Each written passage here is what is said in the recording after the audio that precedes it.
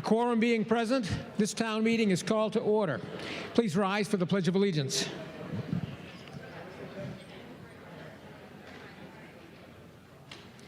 I pledge allegiance to the flag of the United States of America and to the republic for which it stands, one nation, under God, indivisible, with liberty and justice for all. Thank you.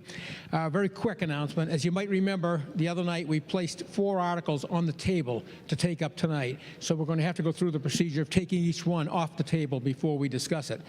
And our first one is Mr. Doxer moves that we take the substance of Article 14 from the table. Is there a second? Second? All those in favor of taking it from the table, please raise your hand. Those opposed, the motion carries. Now to Article 14, Mr. Percival.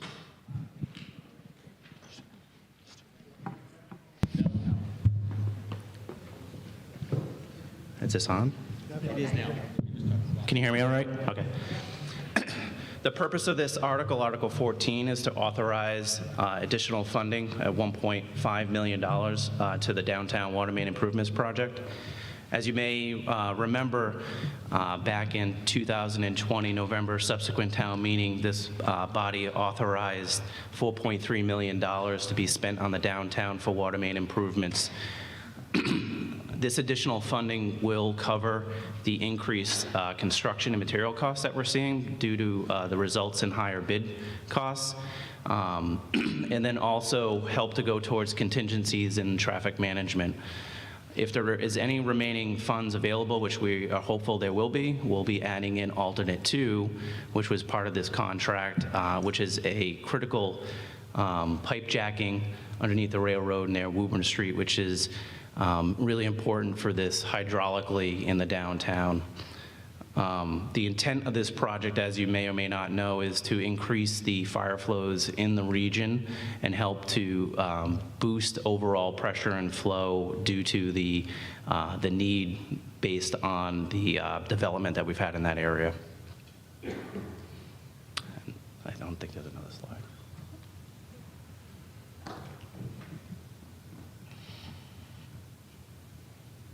Are you all set? Yeah. Okay, FinCom report.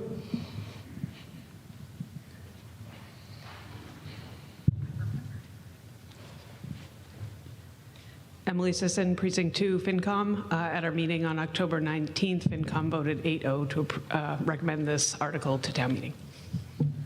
Is there further discussion? None appearing. Oh, yes, I'm sorry, in the back.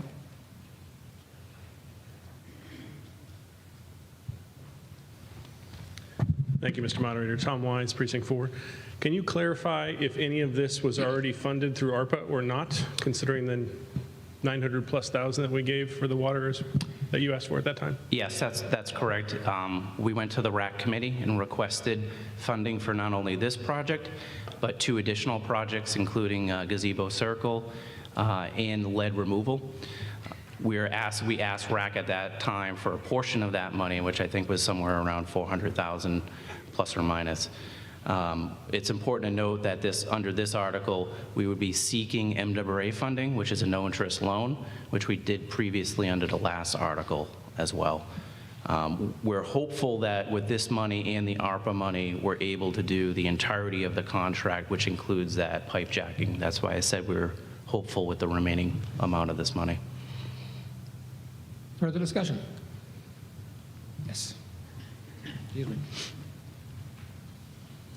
Thank you, Mr. Moderator. Tony DiRezzo, Precinct 2. Could we use any of the funds in the 40R stabilization fund to help pay for this? Mr. Maltese. I believe the answer would be yes. We tried to maximize, though, the funded that is provided with the MWRA program, because it is a 10-year interest-free loan, right? I think in order for us to use additional funding or separate funding, I'm not sure if that's allowed under this article, but in theory, I guess we could. Okay, thank you. Further discussion? None appearing. Are we ready for the vote? This requires a 2/3 vote. Do I still have all my counters from the other evening? I think, Ms. Hillary, could you take this section plus the Board of Selectmen, Select Board? Is she there? Yes, she's here. Oh, yes, I'm sorry, okay. And then Mr. Sasso, and Mr. O'Neill, and Mr. Struble? Okay, all those in favor, please rise.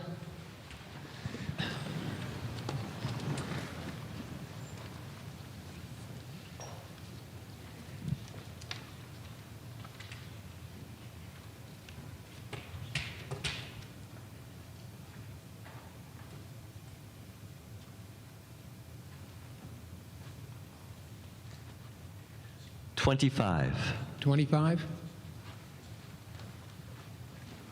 25. 25? 47. 47? 37. 37. And as soon as they sit down, those opposed, please rise. 0. 0, 0. 0, 0. 0, 0. 0. Vote being 134 in the affirmative, 0 in the negative, the motion carries. Mr. Doxer moves that we take Article 15 from the table. Is there a second? Second. All those in favor, please raise your hand. Those opposed? And Article 15 is taken from the table. Mr. Percival. Thank you, Mr. Moderator. The purpose of this article is to authorize $3 million from the Millette-Soames-Morgan wetland project. This project arose from a collaboration amongst our partners at the Mystic River Watershed Association, the Resilient Mystic Collaborative, and a great deal of municipalities in the Mystic River watershed. It has been many years working through the MVP process, and Reading, through that process, was established as a site of interest for this project. This project will help mitigate climate control from climate change to have resiliency in the Mystic River Watershed Association, being that this site is adjacent to the Aberjona River. Will also help to mitigate local and downstream regional flooding. The project was awarded $2.1 million from the MVP project itself, and I'm being told that that's one of the single largest disbursements from the MVP grant this year to a single municipality. The grant is also reimbursement-based, so that's why we're asking for the $3 million, so we can go ahead and authorize through procurement and payment procedures all the work and then be reimbursed in the future. As part of that $2.1 million MVP grant, that is a 25% match from the town. So we will be having a portion that we will be spending some money from the town in debt for that 25% match. We'll also try to maximize in-kind staff hours in that to help reduce that as well. It is important to note that we're also seeking $1.5 million in a federal earmark to help supplement this, but we would still need to borrow money to help with that 25% match, because that is a 20% match on the federal earmark as well. This is a conceptual plan of where we're at now for the project at Millette-Soames. You can see there's a few splash pools and areas that can allow for off-stream flooding, and there's a passive recreational trail that's through there. And that's it. FinCom report.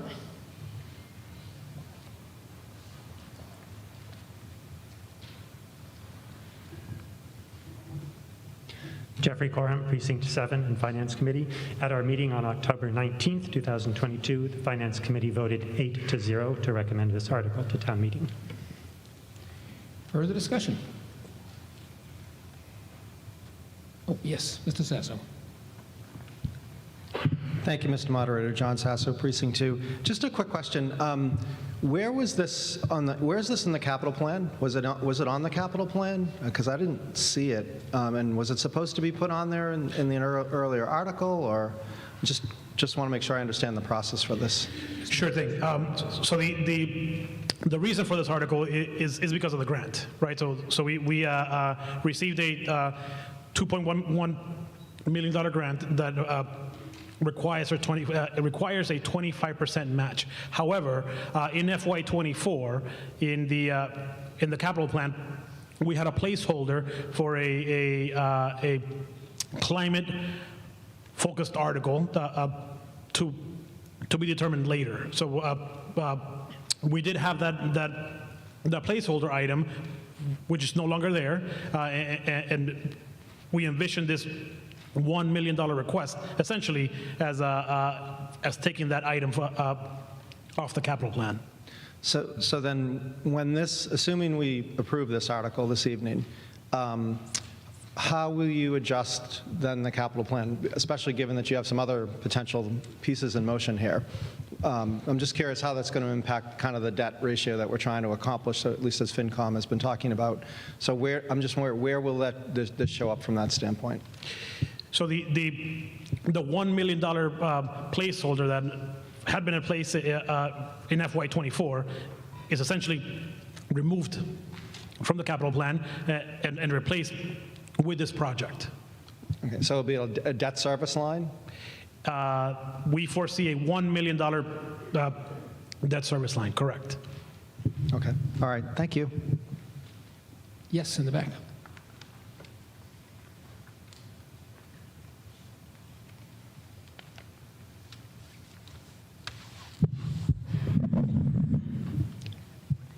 John Arena, Precinct 1.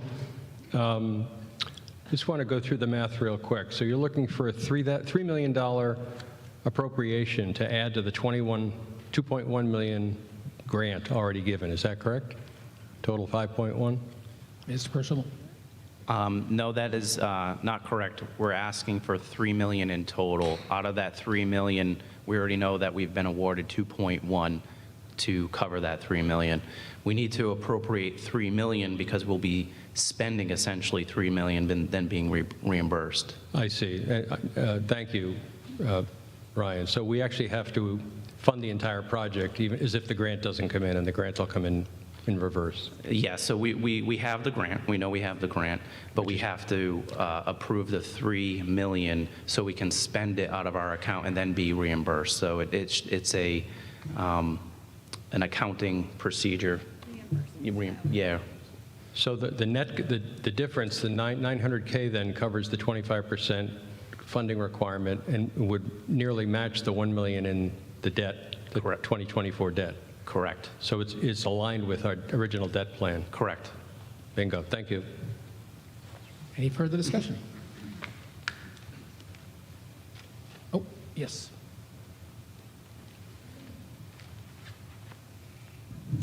Karen Janowski, Precinct 2. I also have a math question. It was similar to John's, but on the other screen that you had, there is a 1.5 million federal earmark pending. So then, are we actually making money on this project? No, we're not. I know we're not, but the math would So, suggest it. In true fashion, we go and explore all our options for grants. That also includes earmarks. The earmarks take a lot more time to come back before we learn that we either receive them or they're going to be substantially less than what we ask for. To cover the 2.1 million, we have to go through this procedure anyway and authorize the 3 million in spending. So if we do get any federal earmark money, that'll just supplement what we need to take out for the town. And again, it's still, so the MVP is a 25% match. The earmark is a 20% match. So we're still matching somewhere around 25% of this, which doesn't change a lot of that $1 million. Okay, I just needed clarification because the math didn't add up to me. It's tricky, but it's because that $1.5 million doesn't exist right now. And it may not, we don't know. But we do know we have the 2.1. Okay, thank you. Further discussion? Are we ready for the vote? This requires a 2/3 vote. So I'd ask all those in favor, please rise.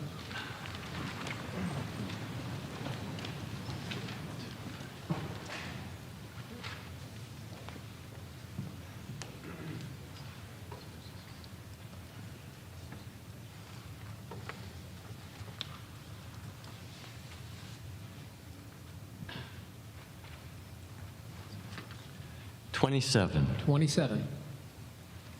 27. 27. 46. 46. 41. 41. And those opposed, please rise.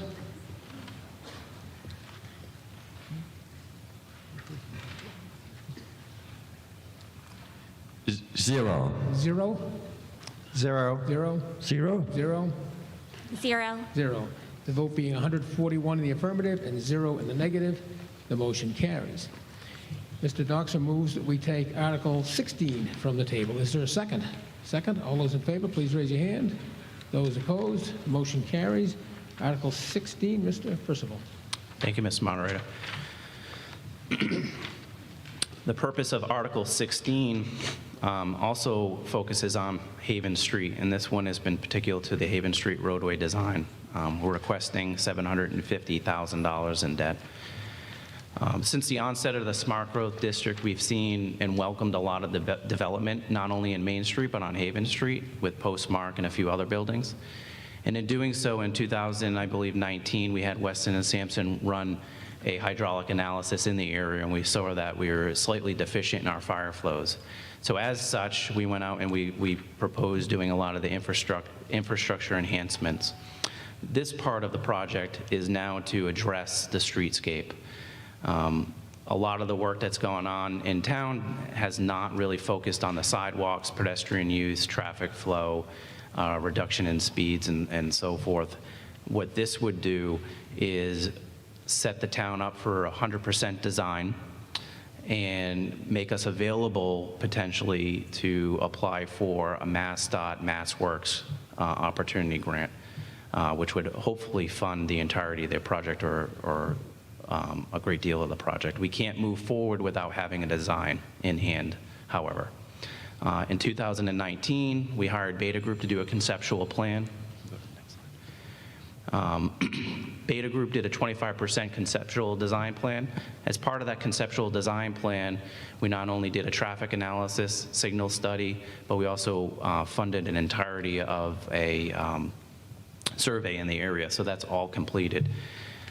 The $750,000 would move us from a 25% design to 100% design, and part of that, it sounds like a lot of money, but this is projected to be north of a $7 million project, depending on what is put in the downtown. We generally run 10% on a design contract. It could come in a little bit less. What we would be looking for is for Beta Group to not only help us with the design, but also do a very large public engagement similar to what we did on Main Street for the TIP project and for West Street as well, so we can make sure we get a lot of public input.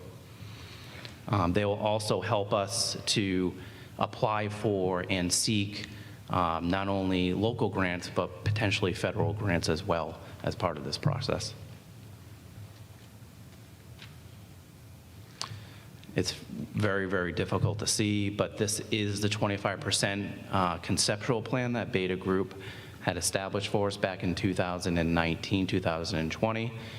What's missing off this, which they've done recently, is conceptual plans for this CVS parking lot, which would be part of this as well. And you can see we have offshoots from some of the other streets. So we named this the Haven Street corridor, but you can see High Street's included, Washington Street is included, parts of Gould Street, Linden Street, and Sanborn Street. And that is it. Is that FinCom report? Mr. Ross? Thank you, Mr. Moderator. Ed Ross, Precinct 5, FinCom. On our October 19th meeting, 2022, FinCom voted 7-1 to recommend this article to town meeting. Is there further discussion? Yes, Mr. Arena?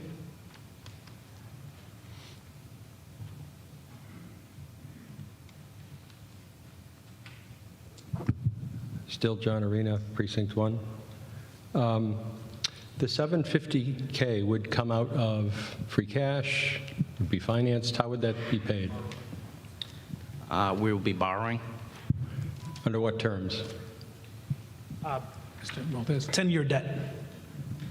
So you'd sell the debt Yes, to the correct. 750. And the $7 million of construction funds that this would engender, how would that be financed, or how do you conceive of that being financed? So there's, we're not requesting for that today, obviously, but there are two external sources that we're hoping to really try to sell here. One is MassWorks. So MassWorks is a Mass DOT program, and it's focused on infrastructure investments that will create housing or commercial base, right? And I think that program is very much in line with this one. In the passage of the transportation bill, which was signed this fall, there is a $3.75 million earmark as well. So that is part of the larger bond build that was authorized by the legislature already. So if we are lucky to get, some money from MassWorks and that earmark, the bond bill money, it should cover a lot of this cost. When would you expect to know for certain whether the bond bill earmark is available to us? What I'm being told by the state delegation is that it's up to the new governor, and that starts in January, obviously. So I would imagine by next fall, they will have made some determinations on that. And I know nobody knows, but what would you estimate the MassWorks contribution to be in just rough order of magnitude? Yeah, the MassWorks program has a maximum of $5 million, but what I've been told is that they like to fund around $3 million. So if that were all to play through, as you said, most of the $7 million is covered by those two sources combined. That is our goal. That is absolutely our intent. But what we hear from these entities is that they like to have shovel-ready projects, and by completing this process, it will show them that we have a shovel-ready project. When would you anticipate the start of the project, and would funding need to be secured before start? I suppose it would have to be. Yes, it would have to. I mean, this is probably a 25, 26 project, realistically. Okay. 2025, 2026 project. Very good. Thank you. Thank you. Mr. Brown?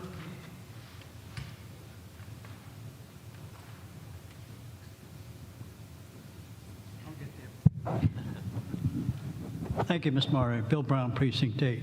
Ryan, I hope you don't design any of those stupid bollards and the stamped concrete in Reading, which is a maintenance nightmare to you guys.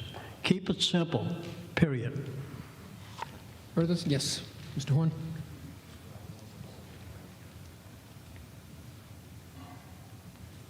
Bernie Horn, Precinct 1. I guess one of the concerns I have about this, about spending this money in the project in total, is we don't really know what the conditions are that are going to be placed on us for these, any conditions and constraints that Mass DOT will place on us. And I think we're voting for something for which we have no idea what the pattern, the traffic pattern is going to be or anything else. So you want to respond to that first? Sure. Yeah, so this MassWorks is different than a TIP. So with MassWorks, it's a local project, so we get to define it, essentially the parameters, and that's why, but we need to show MassWorks that we have done our homework and have engaged the residents, the abutters, and that our design makes everyone happy, and that is why we're requesting this now. For the MassWorks projects, there is no Mass DOT involvement in that process, in the design. So how come we were talking about Mass DOT being involved? Mass DOT oversees the MassWorks project, but it's really out of the Housing and Economic Development Office. Yeah, I guess, again, I'm concerned that we're voting for something to spend money for which we don't know what the ultimate outcome or design is supposed to be. I mean, I know we've seen the traffic pattern on Route 28, and I've had, from my constituents anyway, many complaints about the Route 28 traffic pattern. And I'd be concerned that we're going to get into something similar in downtown. And I guess that's, you know, we've been through the parking committee. We've had lots of issues. I was on the parking committee. I was chair of it. And I think one of the issues there are several things that came out of our surveys there. One was that people generally feel that there's that Reading downtown is a very walkable, there was very, very walkable town. We had many, many comments on that in our survey. We also had, you know, many comments, you know, concerned about the traffic pattern that DOT has imposed on us. So I guess I'd be generally not in favor of this particular article, and you know, because I just don't think we're being told what the conditions are for us to accept this money. So the I'll say it again. So with MassWorks, it's a grant. The communities apply to it, and they present a project. Mass DOT does not put any restrictions on that funding that are specifically tied to, say, a road diet, for example, right? This is a project that we will envision as a community with these funds that are being requested for now, and what we are requesting for is essentially the opportunity to begin that journey, and we acknowledge that significant public process has to take place. We acknowledge that. Right. I guess the last question I have is what is the problem that we're trying to solve here? I don't kind of understand what we've stated as the problem, because all the survey data that we did suggests that people are fairly comfortable, with the exception of all the new density downtown, which I get a tremendous number of negative comments about from the people in my constituents. I guess I just don't understand what the problem is. Mr. Percival? Thank you, Mr. Moderator. I should have pointed out that the goal for this design is to increase walkability of the Haven Street area, to engage pedestrians in a manner that's more engaging with storefronts that we'd like to see on that Haven Street area, to also improve accessibility, which is not entirely accessible at this point. That would include protected bump outs for parking, and yes, there may be some utilization of parking spaces that we see down there now that we would have to take away to make some accessibility issues correct. But that's what we're looking for as a whole. So we're not striving to go away from what we heard from the community from Park or anything like that. What we're striving for is to have a more engaged Haven Street downtown, including the depot area. Some of the things that were kicked around for conceptual designs were to bring the whole intersection of Haven and High Street up, almost like a tabletop for the whole intersection. So in the future, if we ever want to shut down Haven Street for Fall Street Fair, we're just engaging that street more. So that's the goal, the main overarching goal of this project. Plus, I mean, we're actually ripping through a lot of these streets, and they're in poor shape after we're done, so we have to go through and resurface them anyway. So that's the goal of this Haven Street project. Yeah, I guess, again, when I hear things like bump outs, to me that suggests that, you know, this is a way of really, you know, choking the traffic patterns down and really making things a lot more congested down there. Because that's usually what bump outs typically do, is they take away lanes of traffic in order to provide so-called walking. But again, I would emphasize that everything we've heard from people say that the downtown area is not a problem for walking or for getting around. Again, I also want to point out that this will have a very extensive public process as far as multiple stakeholders and the public. So there'll be multiple opportunities for these comments to be made. When I say bump outs, you have to focus on protected bump outs for parking, so you're not really choking down the travel lane, you're just protecting the bump out area for parking and allowing for a shorter crossing for pedestrians and those that need accessibility issues. Yep. All right, well, thanks. I would just repeat, I'm going to vote against this because I think we're trying to spend money for problems that don't exist. Mr. Maltese, did you have a comment? Yeah, I mean, I just wanted to add that in my short time here, I've heard that Haven Street is not very inviting, as opposed to Main Street. So if you envision Main Street, with lights on the sidewalk, with the new sidewalks, the very broad sidewalks, what we envision is doing that essentially on Haven Street. So if we can focus on brand new roadway that is not cut up, brand new sidewalks that are wider, and also street level lighting are one of the few things we are trying to do. Ms. O'Neill?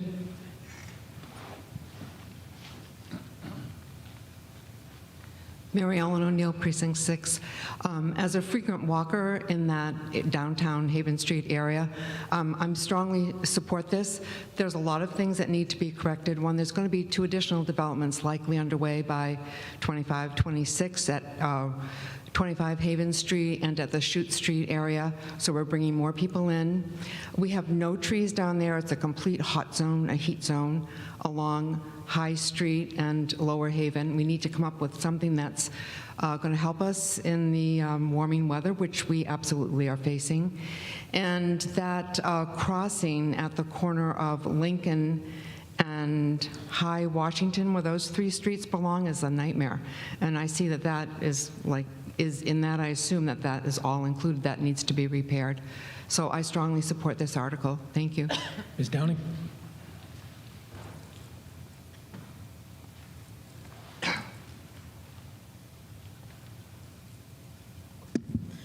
Thank you, Mary Ann Downing, Precinct 4, and in full transparency, I was the one who didn't vote for this on FinCom.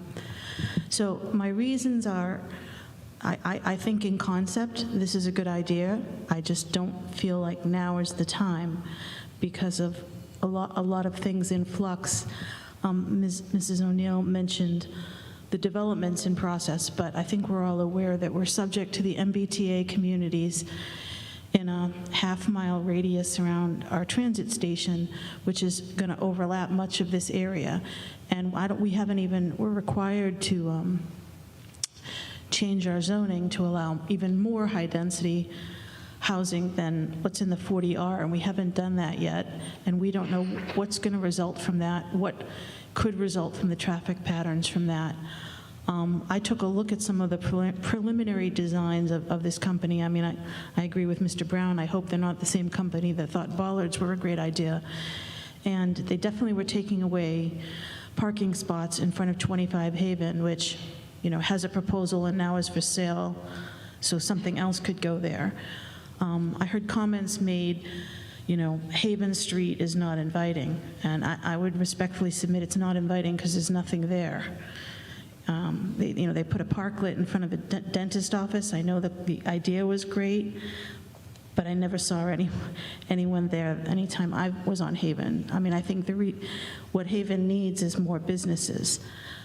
Trees are great. It'll provide some shade, but I don't know. You can have all the fancy sidewalks in the world if there's nothing to go to because it's all been made into housing. People aren't going to walk to it. I'm hoping that will change, but I just feel like I get concerned that we're going to spend a lot of money on a design that's going to have to be changed. And I don't want us to lose grants, so I'm trying to understand that part of it. But I just feel like we have to flesh out more of what we have to do in that area before we commit to a design that will probably have to change if there's a lot more set in the area, creating a lot more traffic. And so, anyway, that was why my vote, and that's why I'm not going to support this at this time. Thank you.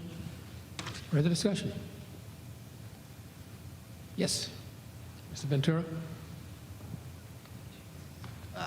Mark Ventura, Precinct 2. I look at this plan as a couple of things. I look at it as a way to help mitigate the influx of housing in that area and then, as conveyed at the meeting, for future developments and help mitigate those concerns. As you know, I've always had a concern with parking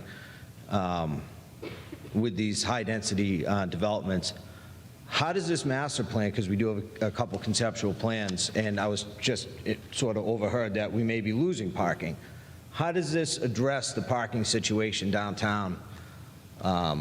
And what is the current parking situation with these high-density developments? I know a couple town meetings ago, there was a discussion that, a lot of these residents are moving in with, into a two-bedroom with one parking space, yet they're bringing in 2 cars, now they're on the street.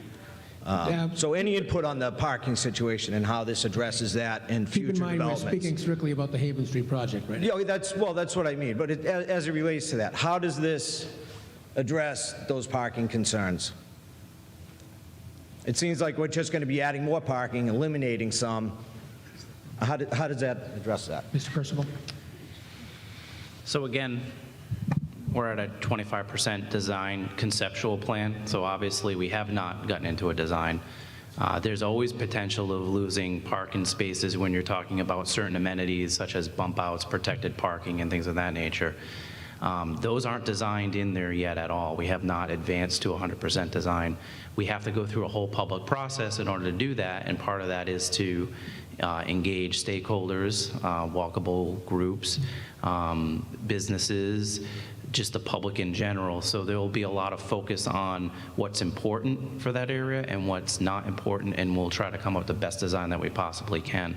To say that we will not impact parking would be a false statement. I can tell you right now, we don't have enough handicap accessible parking down there right now. So that, in theory, will affect some of the parking down there. And I also agree with that. There's not much down there on the weekend, weekend nights or whatever, Monday through Friday. I mean, you go there, you go to the dentist, you get some good food at Pamplemousse or something like that, but it's not really a destination to go to and spend a few hours. So, we got to build that up so it's a destination, I think, first with businesses, because, again, I don't really need a tree and a nice little place to sit outside to get my teeth fixed. Thank you. Further discussion? Out in the back?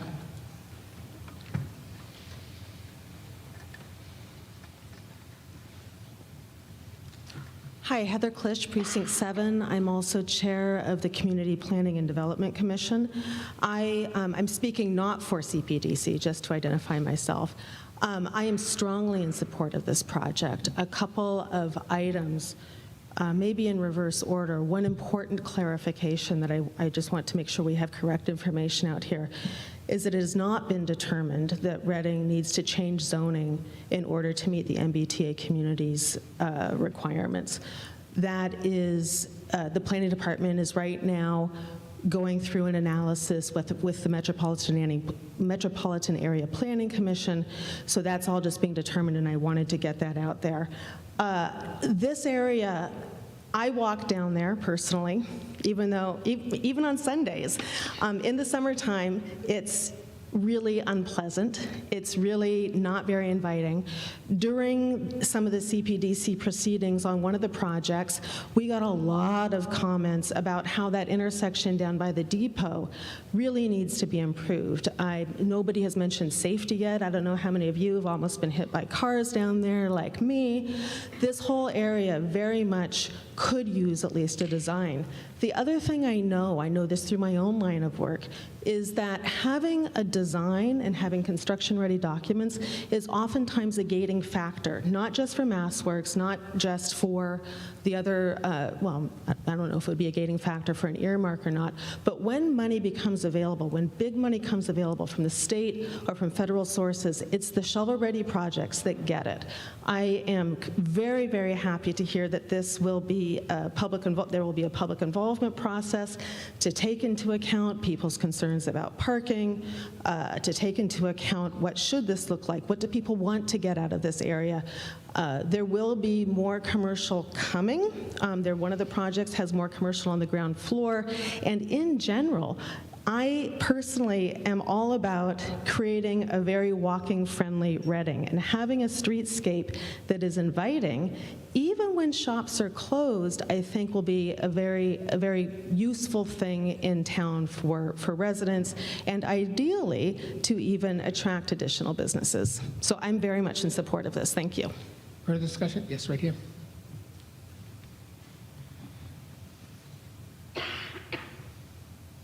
Mary Parr, Precinct 5. I'd like to speak to the issue of safety. I think pedestrian safety is paramount. And people trying to get from the postmark to the post office, run, out behind cars. I live down there, and it's walking over to the depot, that intersection is not safe. I mean, I'm not the only one that isn't really up to jogging across, but you're dodging out from behind various impediments to see, and to go over and get ice cream.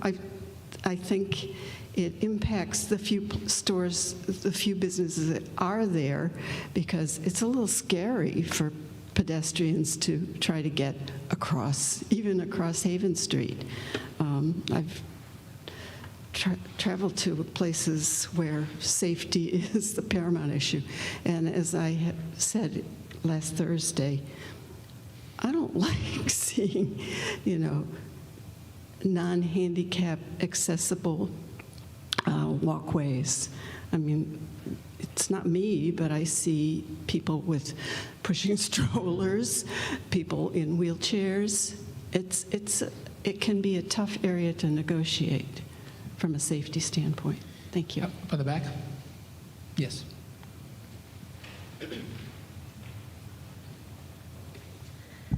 Thank you, Mr. Moderator. Liz Whitelam, Precinct 4, formerly Park Committee Vice Chair, also owner of Whitelam Books downtown, so have a lot of perspective on this issue. I am very much in favor of this article. First of all, many folks might not realize that Ryan and folks in the town have been looking into this and towards this for a long time. So this is not something that's just bubbling up tonight. There have been years of thought behind what has been going on down Haven Street and in the intersection by the train station. And for many of the reasons previously mentioned tonight, safety, accessibility, and actually to attract businesses and residents, all of these changes are necessary. Another thing that I think might not be super clear, I believe, and I could be mistaken, that the MassWorks grant, part of the way that is likely to work in our favor is if there are developments happening. So for example, the Gould Street and or the 25 Haven Street. So the timing of this is actually important. We need to be shovel-ready, as Fidel said, at the time that those developments are going on so that we can take advantage of these grants. So that's part of why the timing of this now is important. And much like our very lovely Killam experience last week, it's sort of the spend a little money now to take advantage of a lot of money that can come from the state and federal funding in the future. So, but also to address people's questions about why might businesses go into an area down there. As somebody who has opened a business within this town, I did that after 40R started because having enough people living in the walkable downtown area is the reason businesses can be accessible, can be successful and viable. I would not have opened the bookstore if not for 40R. Also, in terms of streetscaping and a pleasant environment, you want to have trees, you want to have safe pedestrian walkways, you want access from our train station. That is what's going to bring you more businesses and nightlife in downtown, particularly on Lower Haven. So I'm very much in favor of this. Thank you. Ms. Lestrade, did you have your hand up?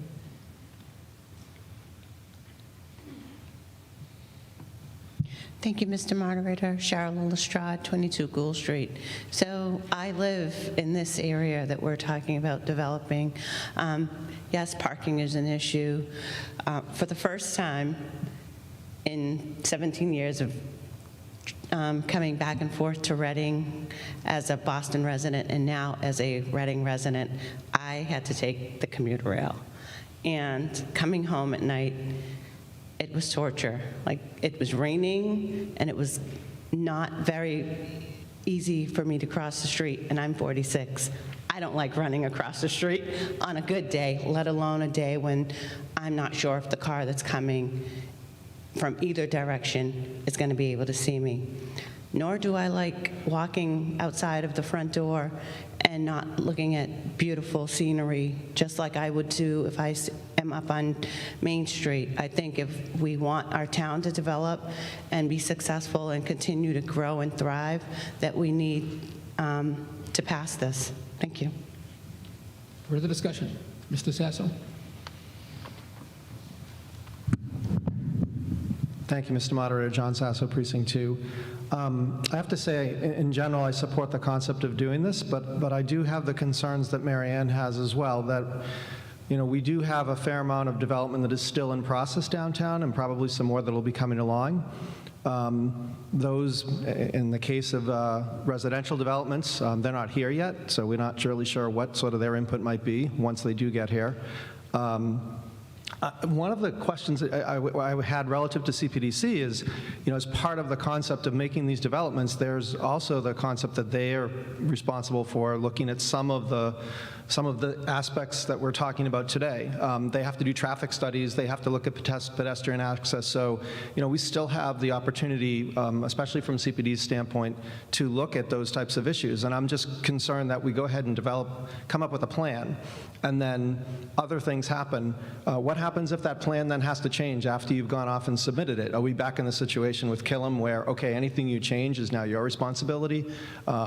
So I'm just curious if at this point it really makes sense to jump into this until we really have a better perspective of everything else. Maybe not. I mean, you're never not going to know everything that's going to go down in there, but you already have at least one development that hasn't even started yet that we know that's going in. We have another building, as we've said, that hasn't been sold yet that's back on the market.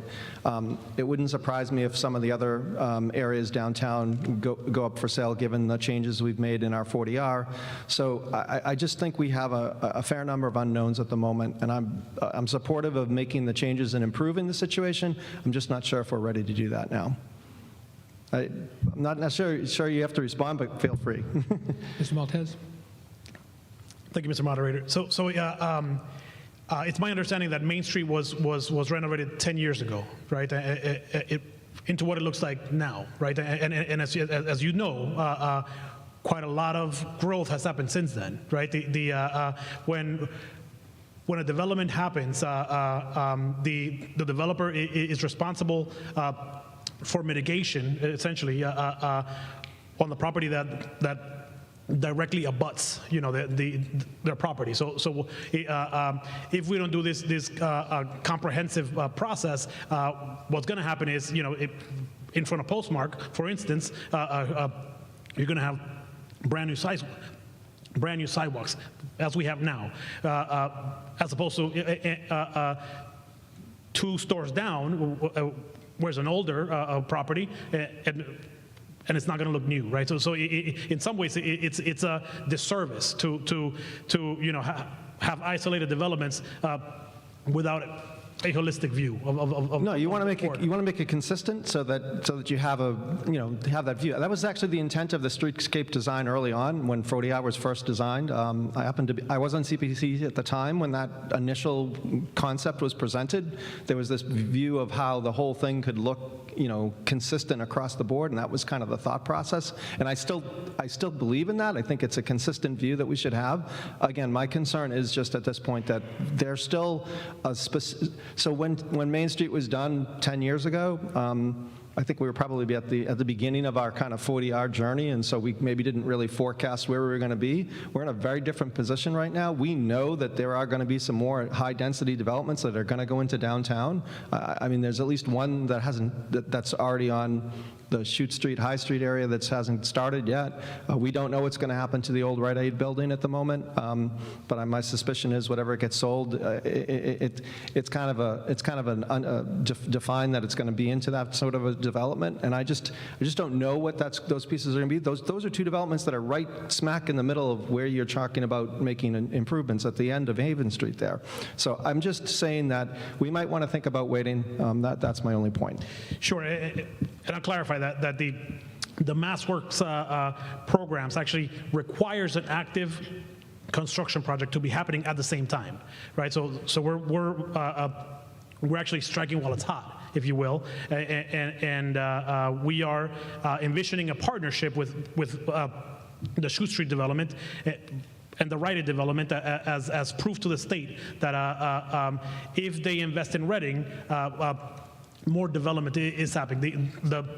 The state won't give us money for a street, that we can make beautiful, but no development is going to happen. So are they contributing specific to this view as well? I mean, are they putting money aside that's going to be contributed into this overall project? It is a competitive grant process that we're talking about. I apologize. I'm talking about, you just said you have to have an active development project going on. That is correct. Which I wasn't aware of, but okay. So you have to have an active development project. And then you said that those two projects are going to partner with you guys to kind of make this work. So are you expecting that whatever you get for a design, you're then going to say, oh, by the way, here you go, your piece now needs to be done on that? Or are they going to contribute money towards it? Or I'm just trying to understand what does that partnership really mean then? Sure. So the funds for MassWorks are for public infrastructure only, right? So water, sewer, roadway, sidewalks. However, MassWorks wants to invest money in areas, in corridors that make more work happen, right? So it's an economic development tool. So the funds that are from the state will not be used on that private development, but MassWorks encourages projects that have active development happening. So if we apply 2 years from now, right, and there's no projects happening at the time, we will not be competitive. Okay. All right. Thank you. Mr. O'Neill? John O'Neill, Precinct 6. See, I think this is the right time because not all the developments are in place.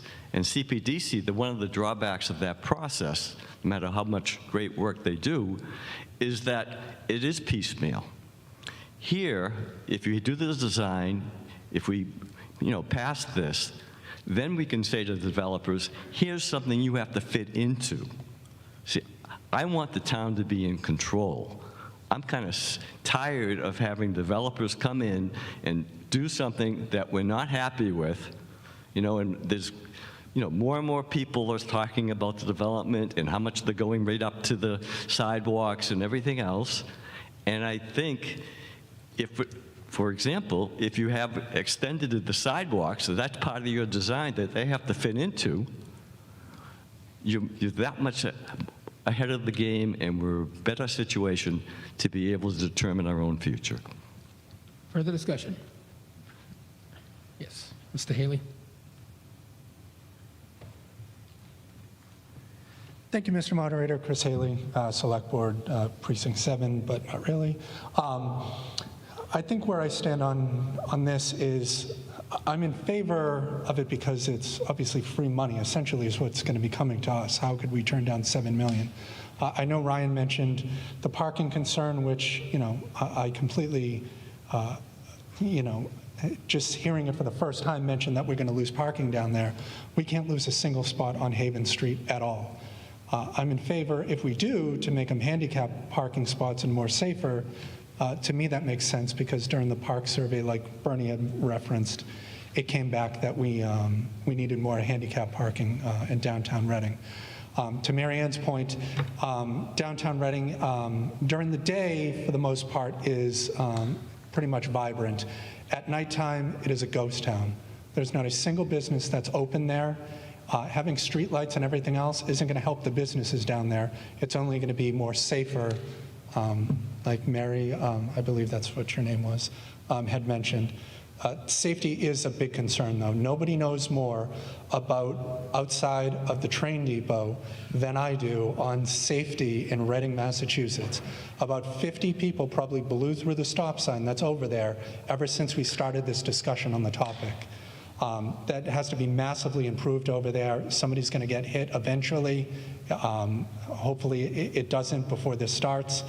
But I would just like to close that I'm in favor of obviously getting the money. The issue is going to end up being the impact on the existing businesses that are there now, because during the water main construction that's been going on, I've heard from a lot of businesses over there that have suffered because of it, and this is only going to go on for who knows how much longer.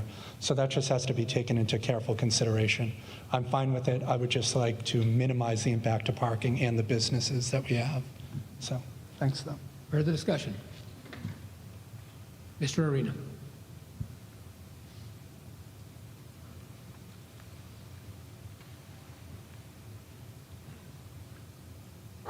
John Arena, Precinct 1. A couple of follow-up questions, Ryan. The question on the floor is only the $750K portion. $7 million's been discussed, but that's a future decision subject to public process, subject to public funding, blah, blah, blah. This is only the $750K in front of us. Correct. Having said that, it seems like the calendar has been set to anticipate, at a minimum, the earmark. What's the time window during which the earmark would have to be taken advantage of? When does it become stale? When does it become not available? I believe there are two years when they become when they're authorized, right? So we don't currently know. We know that it passed legislation, but currently it's sitting administratively. So it could go forward. It may not go forward. If it does go forward, it would be usually there are 2 years on a time limit that we need to start the project. So it could be enabled sometime during the 2023 interval, and you have a 2-year clock after that. Is that the way to think of it? Potentially, and it does take a couple months for the contracts to be signed. So that's correct. That could be an early time frame. So this should really be thought of as at least an endorsement of the second pass, because that train leaves the station from a funding perspective, and you can't call it back. Correct. If the earmark or the mass works were not to come in, we would have had to fund the entirety of the project, and those would be reimbursements. Is that correct? That's correct. So Reading voters would essentially, in the worst case scenario, fund some or all of the $7 million subsequent construction. Potentially. That's why we have the 750 currently on the table as a design only. It doesn't have to go forward as a project. But again, a nice way to think about this is it could be a tool for the town, not only for CPDC to have in hand, but also for the town to be ready for when a grant opportunity presents itself, whether it be Mass Works or some other federal grant in the future. I understand your point, but the magnetic field around that earmark is going to suck everyone to try to go get it while it's, the getting is good. Mm-hmm. With regard to the MBTA communities question, when could we anticipate the impact, if any, on this project? Maltese? I don't know that we have an answer to that question yet. There was the MBTA communities legislation was just revised recently over the summer, and our planning staff is pursuing, what the impacts are. So I don't know that we have an answer to those questions yet. I guess my question in the broadest sense is, would we know about the MBTA impact before we started a project necessarily, or could it actually come after the project starts? I think what's complicated is we're trying to understand what the MBTA communities is telling us, right? I mean, roughly, what they are. My understanding is that it's not to the same level as our what we consider density. So the density in the MBTA communities has been set to 15 acres, 15 units per acre. So what is the impact on one lot or one block? We're trying to get very granular and see exactly what is the impact of that on our community. I guess my question was more to timing. Is there a chance that the MBTA inputs would arrive after we had actually started our construction? Is that a realistic possibility, or is it kind of more in the fringe? You know, my understanding is that we could choose to tackle this in the next 2 years. So if obviously, if CPDC wanted to. One of the other questions, I forget if it was Mr. Sasso or Ms. Downing, with regard to later construction in the area, is there a chance to assess betterments for effectively the value of that improved streetscape to the new developer? We kind of do that with curbs, in some cases sewage, where everyone in the community has to invest. We're effectively investing ahead of a purchaser. Is there a way to create or apply a betterment after the fact? It's kind of a way to get additional funding or subsidy. I'm not sure, you don't have to answer, but I think it would be an interesting idea to think through.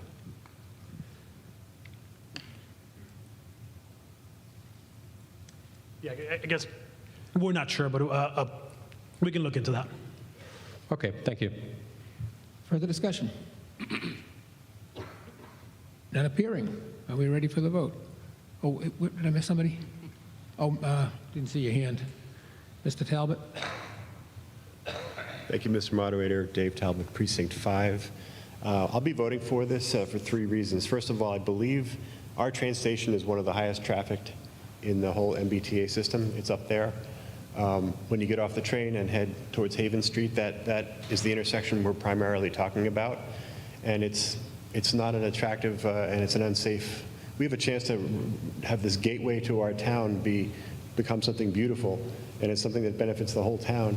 It's a great idea. It's been talked about. I remember it being talked about for probably 15 years in various meetings, and now finally we have a chance to take a vote and go for it and get the ball rolling. On the question of parking, I would say that as you build and improve sidewalk networks throughout your downtown, you encourage walking, and that tends to mean more people walk and fewer people drive. If anything, it doesn't go far enough. If we get the sidewalk network in a state-of-the-art condition, many of those sidewalks around the core of the downtown are 100 years old, haven't been touched in 100 years. I think one of the things the town does is infrastructure. We've got a great town engineer. We have a lot of infrastructure that needs upgrading, and this is a chance to get the ball rolling and do some good planning. So, and I think actually it'll help ease the parking by having more pedestrian use encouraged. So I hope people vote for it. Thank you very much for your efforts. Further discussion? Not appearing? Are we ready for the vote? This requires a 2/3 vote, so I ask all those in favor to please rise to be counted.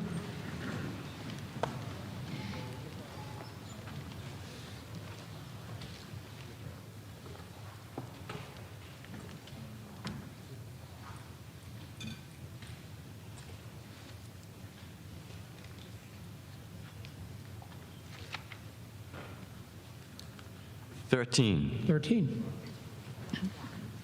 23. 23.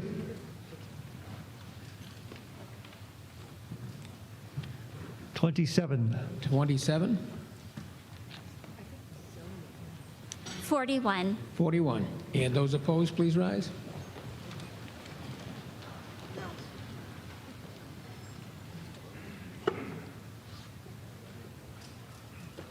Zero. 0. 4. 4.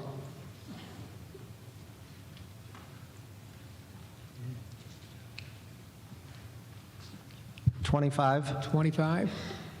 16. 16. The vote being 104 in the affirmative, 45 in the negative. The motion carries. Business under, Mr. Doxer moves that we take Article 20 from the table. Is there a second? Second. All those in favor, please raise your hand. Those opposed, motion carries. Article 20 is taken from the table. Who is making the presentation? Mr. Zeke?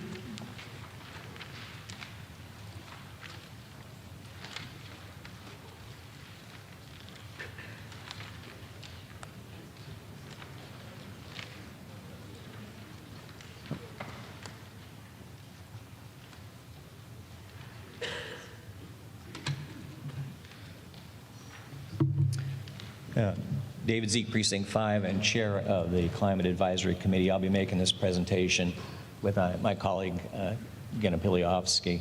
The Climate Advisory Committee is proposing a new bylaw for Reading, and this is on what we call the polystyrene bylaw. The bylaw would ban the use of disposable food service containers made of polystyrene by food establishments in Reading. This was in response to a resident request, but the committee put this together and did the research and put the wording together and so forth. So what is polystyrene? Well, polystyrene is one particular kind of plastic, and there's a bunch of different plastics that are used in food service items, and you'll hear about those this evening. But polystyrene is this bylaw would ban this particular one. However, this is quite familiar because it comes in two forms. So you notice you see this little triangle symbol with the 6 in it. Plastics have these little symbols that are plastic identifiers, and 6 is the problem. So we're trying to eliminate number 6 here. In this bylaw, the words on the screen here that are in bold italics are actually terms that are used in the bylaw, and they're defined in the bylaw. So I just wanted to highlight what they are. So disposable food service containers are these single-use disposable products. They're used for serving, consuming, and transporting food. And the polystyrene comes in two forms. One is called foam polystyrene, and it's often referred to as styrofoam, although styrofoam is actually a particular version of it that's not really used in food. But it's a foam product that you've seen, and it's used in all these different items: cups, bowls, plates, trays, clamshell containers, meat trays, and egg cartons. It also comes in a clear or colored plastic that's just a solid plastic, as what you would normally think of as plastic. It's used to make similar items, similar containers: cups, plates, straws, lids, and utensils. And it's a relatively strong but brittle plastic. Okay, next one. Okay, so what's the problem with polystyrene? Well, first off, polystyrene is based on styrene. That's a liquid that the polystyrene is created from. And that styrene is a neurotoxin and a probable carcinogen. Polystyrene is the only plastic that's used in food packaging that has this problem that's made from a carcinogen. And the rosin, so the styrene is the rosin.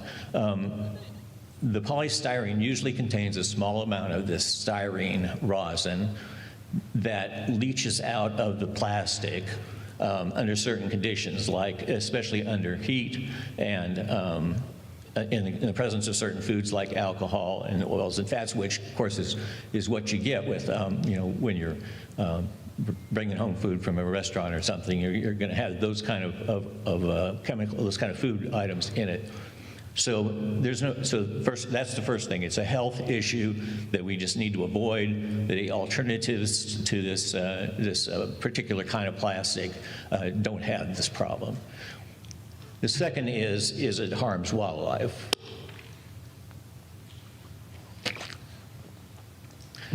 So the foam form in particular, as you probably can imagine, crumbles readily, and it's a popular food for both wild and domestic animals.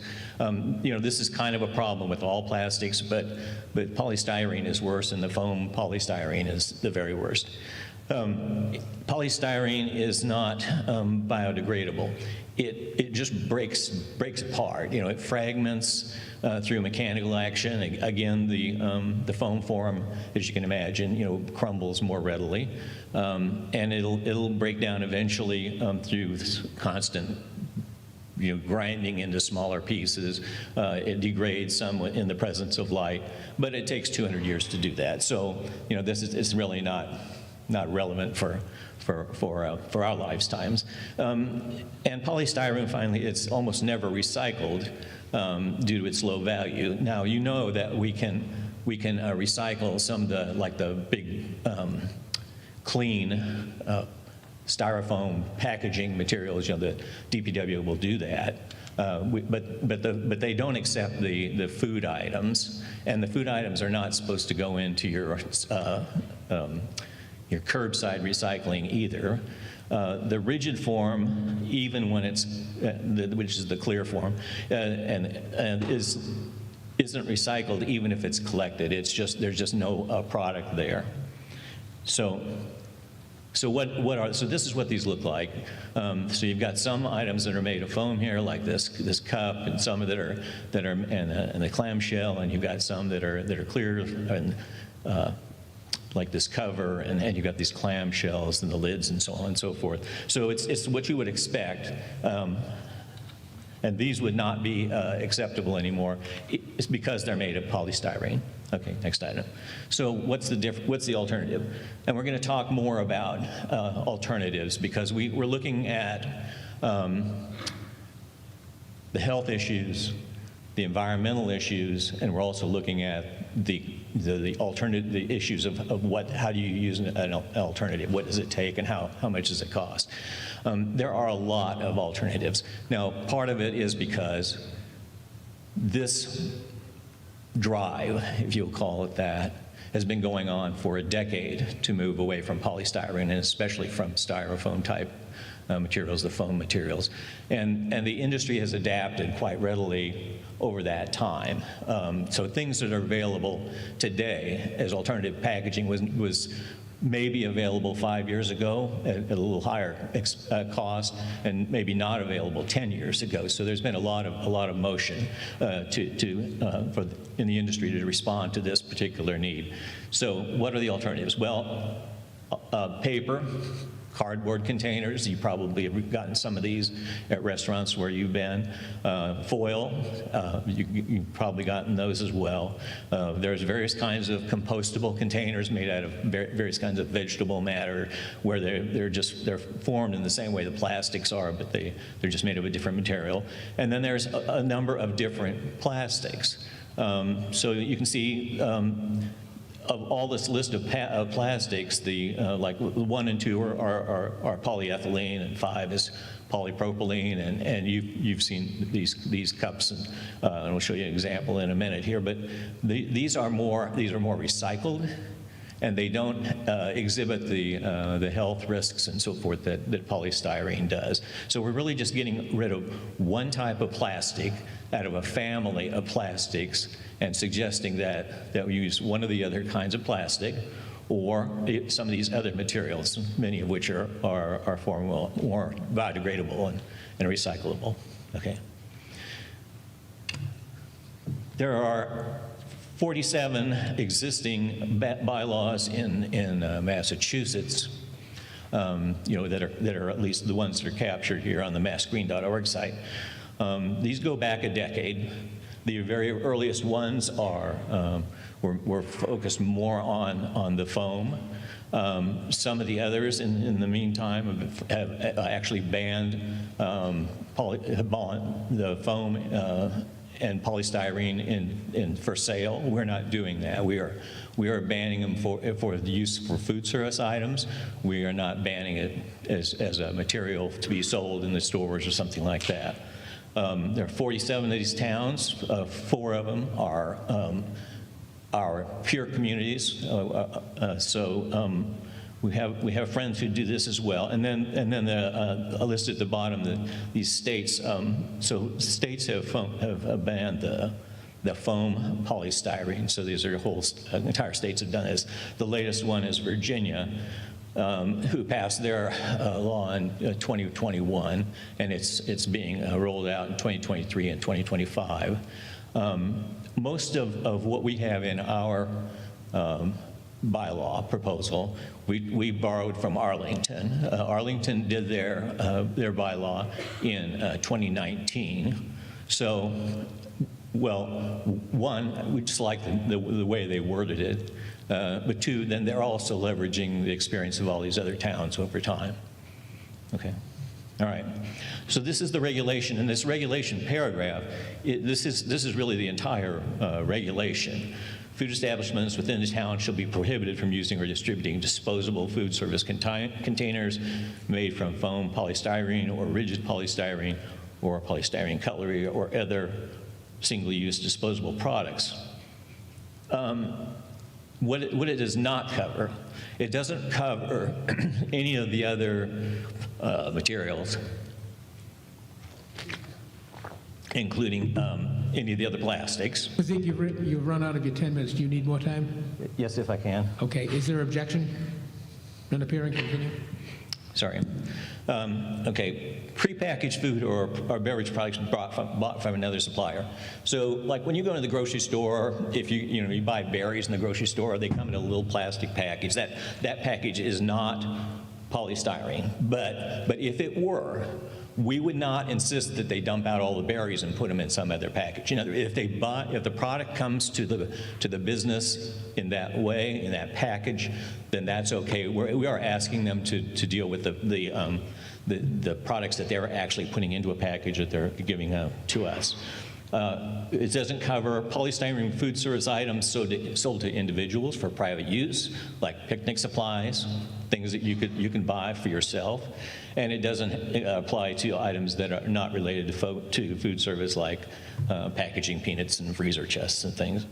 The purpose of the bylaw is to limit the distribution of polystyrene food service items and to encourage businesses to switch to similar items with different materials that are better for the environment and better for our health, or to switch to reusable containers, or to adopt some other approach that doesn't require these disposable items. Right? Food establishments is pretty broadly defined. So it covers restaurants, mobile food vendors, caterers, but it also covers schools, farmers markets, religious centers and facilities, town facilities, any establishment that has to have a permit to operate under the state food code. All right, so this is the implementation schedule. If we approve this bylaw tonight, there's about all bylaws have to be approved by the Attorney General, so there's about a 2 or 3 month process to do that. And at the end of that time, the bylaw would be approved and posted here in Reading, and that starts a 6-month implementation period. The implementation period is not that we're not enforcing the bylaw, but we are working with the various businesses and organizations that would be affected, helping them to determine what their path forward will be. In addition to that, there are this bylaw would be administered by the Director of Public Health, and the director can approve waivers. So there are 2 waivers that are available. So, and they would be sequential. So if you're in a business and you're having a problem, conforming to this bylaw, because you don't have the material, the products, or they don't have this, can't get the supplies, or whatever it is, you can apply for a waiver, and that would last 6 months. And if at the end of 6 months, you're still in the same boat, you could apply for a second waiver. So up to while the bylaw itself would be in effect in the summer of 2023. If your business needs it, there's up to a year's delay. We had this very same mechanism for the disposable bags.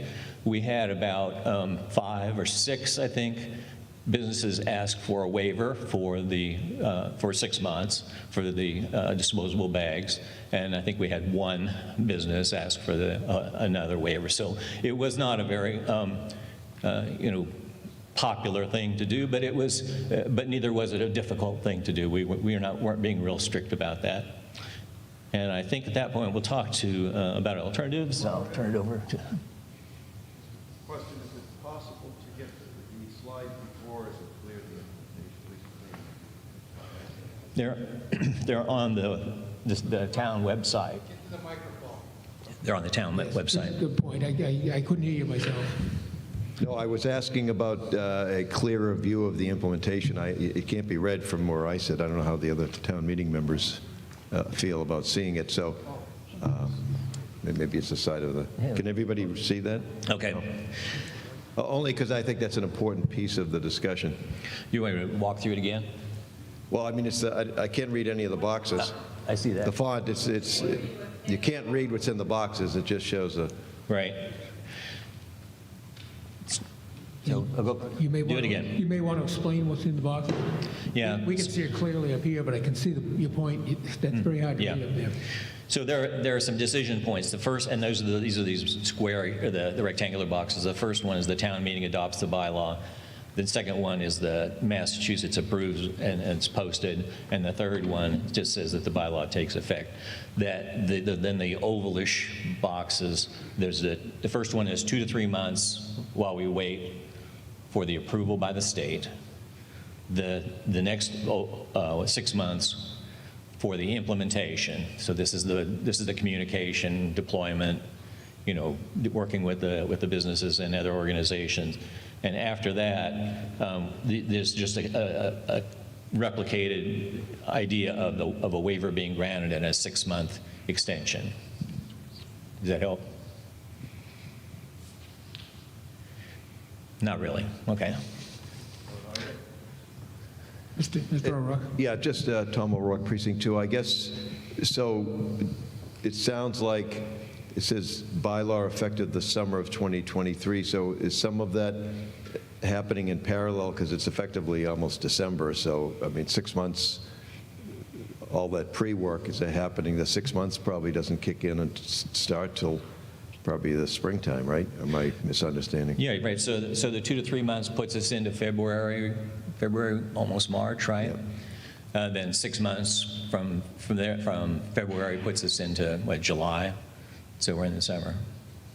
Okay, but the intent would be not a hard start date in the summer necessarily, but following those individual timelines. The hard date is when the Attorney General approves it and it's posted locally, and that happens after the 2 to 3 month period.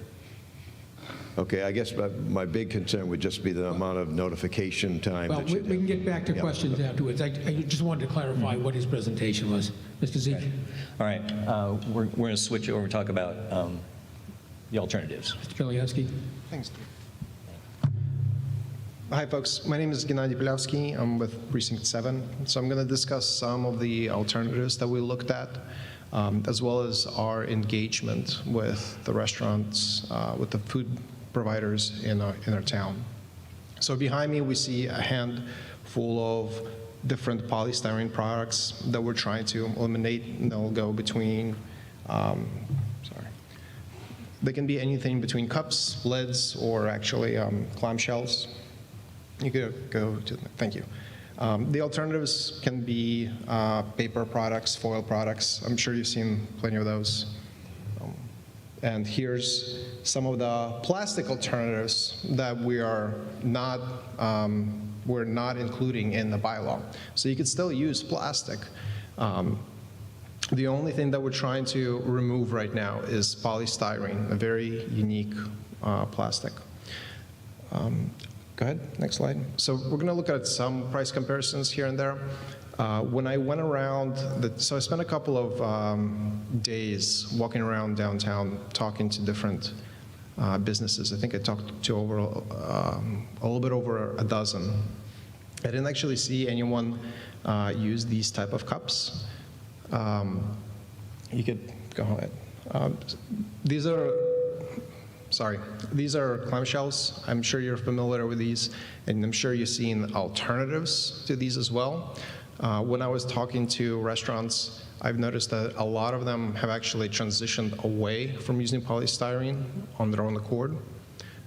They wanted to, they were actually, some of the restaurants were more aware of this issue than I was before I started, so they stated that they had moved away a while ago. I think there's probably at least half the restaurants, the ones that I've spoken with, don't actually use any polystyrene products at this point in time. So there is a transition that's already occurring. We're just trying to kind of finish it off here. Outside of, here's another example of alternative containers that you could use. This is for cold food, so salads and whatnot.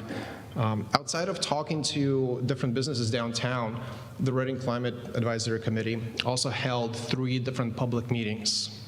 We held one virtually, so you could have easy access to it. We held one in the evening time, and then we also had one during daytime earlier before the restaurants actually open up. And outside of me actually visiting multiple restaurants multiple times to sit down, I've had the pleasure of sitting down with some of the local business owners after hours, after they've closed, to discuss this transition. And we didn't really receive much pushback on that front. That's one slide too far. So we were trying to approach this from, we wanted to understand the financial cost of restaurants transitioning. So through my discussion with different places, I was asking, how do I make a reasonable comparison? What is out there? Everyone has different unique distributors. A lot of this stuff is not publicly available, like they don't post their prices. So a big recommendation from multiple places came was to look at Webstaurant store, webstaurant.com. So what we've done here is we went through and we've looked at some of the common items. So there's paper cups versus polystyrene cups. There's sugarcane plates, which are compostable. Every single product that you see, I've used a unit cost, so I intentionally ignored the sale prices, and I ignored the quantity prices. So there's a price break point. When you order more, of course, it becomes cheaper. So I only used one single case so that we're comparing the same units here. And what it really does come down to is pennies. I haven't encountered anything that was more than a couple of pennies. I think that in terms of the financial cost, given that no one was really pushing back, and what I was able to compile here, we didn't see a significant impact. We do see an impact on the overall health. That's one of the things we wanted to address, right? It is an unhealthy item to have next to your food. It's also an unhealthy item to have in the environment. It breaks apart and gets into the ecosystem. I'm not sure if you heard of microplastics recently, but that's what polystyrene is. That's what it's contributing to. So we're finding that in our bodies and in our lungs and colons. We don't really fully understand the impact of having microplastics in our bodies just yet, because this stuff typically takes decades for us to figure out what's going on, how it actually adversely affects us. There's some information about the leaching of styrene, and that's already not that great. But I'd rather us as a community take a somewhat more of a proactive role and eliminate this potential health hazard. I don't like to roll dice with town's health here. I think at this point, we could transition to another presentation. Thank you for your time. Or maybe some questions. I'm not sure what you want. Are you done with your presentation? Yes. Okay. At our meeting on October 11th, the bylaw committee voted 5-0 to recommend the content of this article at the town meeting. Thank you. Mr. Bashi, do you have a? Yes.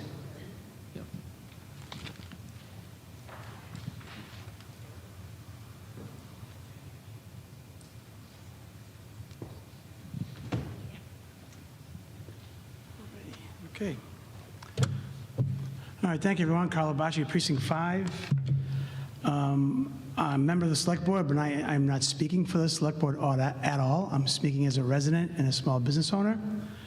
I asked David prior to the town meeting beginning that if he would voluntarily postpone this, and he said, let's go town meeting. So I am making a motion to indefinitely postpone Article 20 to not financially burden over 50-plus food establishments in town, in our schools, religious organizations, and senior centers.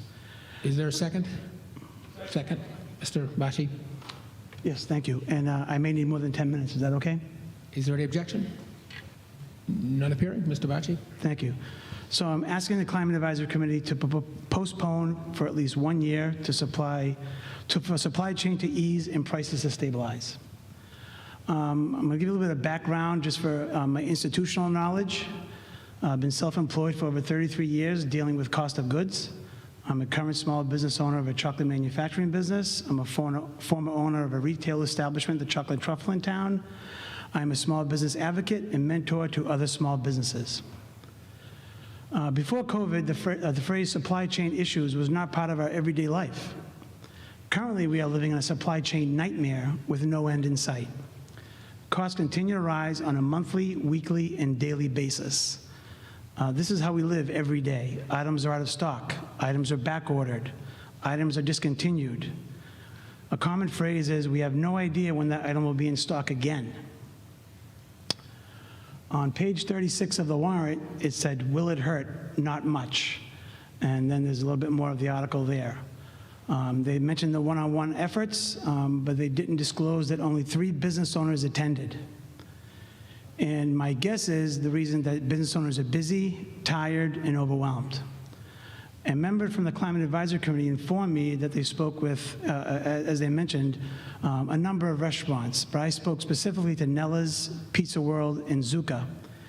And that's where they got the idea to use this web restaurant store.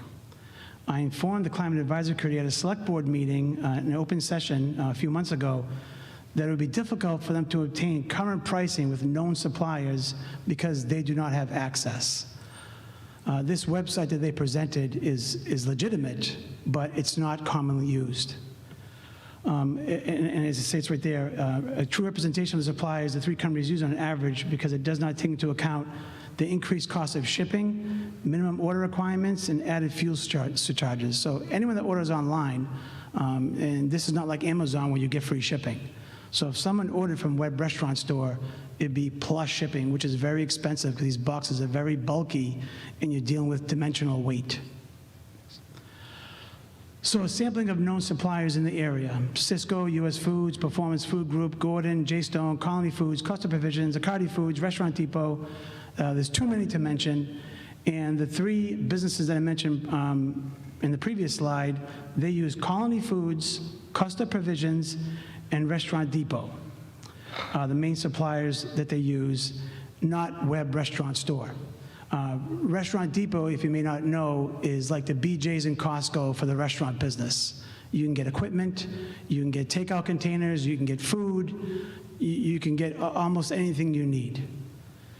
So here is some examples from very commonly used packages, and this is from Gordon Food Service, who's a pretty big supplier in the region. So we have here a white polystyrene, clamshell at 0.08 cents, which was kind of the price they had up there.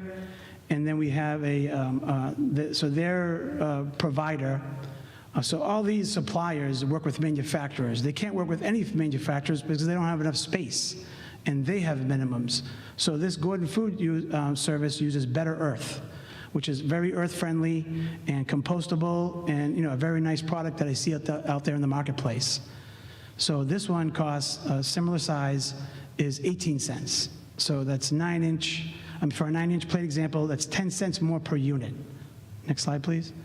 Another commonly used container is like a hamburger-sized container. Polystyrene, 8 cents.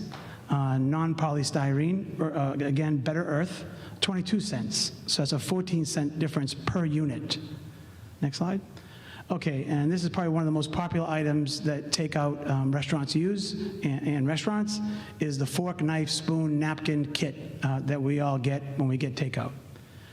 Okay, polystyrene, oh no, sorry, I have this backwards, sorry.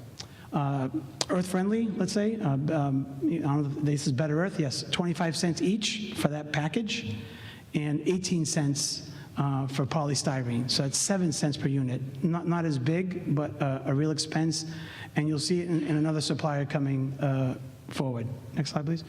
All right, so this one is a very commonly used takeout container, 8 by 8. I know the measurement's a little bit different, but they're very similar. So polystyrene, 22 cents each, and non-polystyrene, again, Better Earth, earth-friendly, compostable, 47 cents each. So that's a 25 cents per unit difference. And guess where all these increases go? Into the prices of the food. Next slide, please.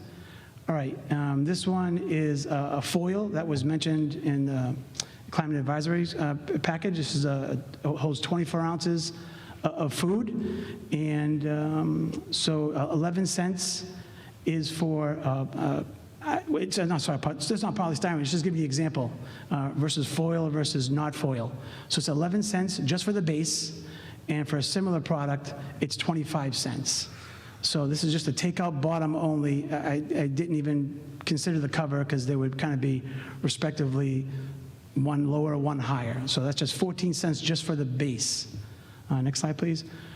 Okay, so I'm not the best at slides, so I apologize. I'll help you if you can't read this. This is, Chris Haley and I took a trip to Restaurant Depot. And in my business, I don't use that supplier, but it's very commonly used. We went there on a Sunday, and it was very busy, which means business owners were taking time to get things that were out of stock. They had a busy weekend or something they couldn't get from the supplier. So this is all they had for the fork, knife, spoon kit. There was no other alternative at all. And it's 11 cents per unit. Next slide, please. Okay, so this one is a cold cup, okay? And again, Restaurant Depot again, they didn't have polystyrene at all, which was good for the cups, okay? So foam, 11 cents, paper, 7 cents. That was the good news. But the only lids they had available were number 6. That's all they had there. Just to give you some perspective, if you run out of something and you have to go to Restaurant Depot. Okay, I mentioned a little bit what Restaurant Depot is. I was kind of surprised they didn't have a lot of, if any of that earth-friendly containers that you see out there in the marketplace. And just to give you an idea of things work, you know, when restaurants order from a supplier, they have a minimum. They have to get $500 worth of goods, $700, $750, $1,000 worth of goods to get that delivery. And then these days, there's a fuel surcharge on top of that. So, and all these suppliers that I mentioned in the previous slide, they all work with different manufacturers. So they only have so much space in their warehouses, so they can't accommodate all the different manufacturers. The big guys, US Foods, Cisco, they're gonna have the earth-friendly, compostable, number 5. They're also gonna have number 6. They're gonna have a wide range of products, but not every single supplier. So it's a trickle-down effect, basically, or trickle-up effect. So the restaurants buy from their supplier, the supplier buy from their manufacturers. There's a lot of supply chain issues that are going on. Costs have increased 30, 40% at a minimum during COVID. There's no end in sight. I think I have a few more examples from another vendor. I apologize, I don't have the right order. Yes. So this is called Performance Food Group, and I only took a few examples of some popular items. That is a pretty big vendor in the area. So the earth-friendly product is kind of world-centric. That's what the acronym is. WRLD, CNT is world-centric. Those are all earth-friendly takeout containers. And First Mark acronym is for First Mark. Those are all polystyrene products. So as you can see, there's a pretty equal price difference from the previous slides from Gordon Food Service, but a different manufacturer and different vendors. So they didn't have Better Earth, they had world-centric. And this just goes to show you that, you know, yes, polystyrene is cheaper for many reasons, but when you order, you don't know if these things are going to be in stock, number one. Next slide, please. Okay, so COVID was very challenging for our community, and now the current climate presents a more difficult picture because of rising costs and many uncertainties, which are too difficult to plan for. In respect to our community businesses, I ask them for a 1-year delay. I know that's not the motion per se, but I'm asking to indefinitely postpone and to be visited. So in the first or second slide, there's over 50 establishments, not including the schools, churches, that are going to be impacted by this. Yes, some of them have transitioned, and that's a business decision, okay? But if they run out of that stock and they can't get it from their supplier, and they have to go to Restaurant Depot, go to a different supplier and create another account, that they'll get what they get. So what was alarming to me at Restaurant Depot was that very limited choices, because they have so many offerings, then they don't deliver. You go there and pick it up. So it's kind of all I have. I mean, in polystyrene, just so you know, that it's FDA approved. Food is allowed to be, it's not like it's a banned item. I know it's being used less, but it's FDA approved. It's safe. And what they say, it's a probable carcinogenic in the presentation, if you notice that, probable. So there's a lot of evidence out there that it may or may not be, but I'm not a scientist, so I'm not going to claim it is or it isn't. I'm just asking that you respect the small businesses in town that are struggling greatly, that we all patronize, and to at least postpone this. I'm all for saving the planet. I'm all for having less plastic in the ocean, less plastic in our homes. I do it myself personally, but this will be an undue burden to our small businesses right now that don't need it. Thank you. We now have a motion for indefinite postponement, but since the arguments are the same, you can speak on the main motion. Right? Point of information, yes. Ms. Hillary? Jennifer Hillary, Precinct 4. Mr. Moderator, can you explain if this body votes to indefinitely postpone without a yes or no vote, can it be brought back in a year's time or at a future town meeting? Yes. The only restriction on voting for a no or an indefinite postponement are zoning bylaws, and it's only if the planning, SCPDC, does not approve it. Okay, I had a call right here first. Right here, yes.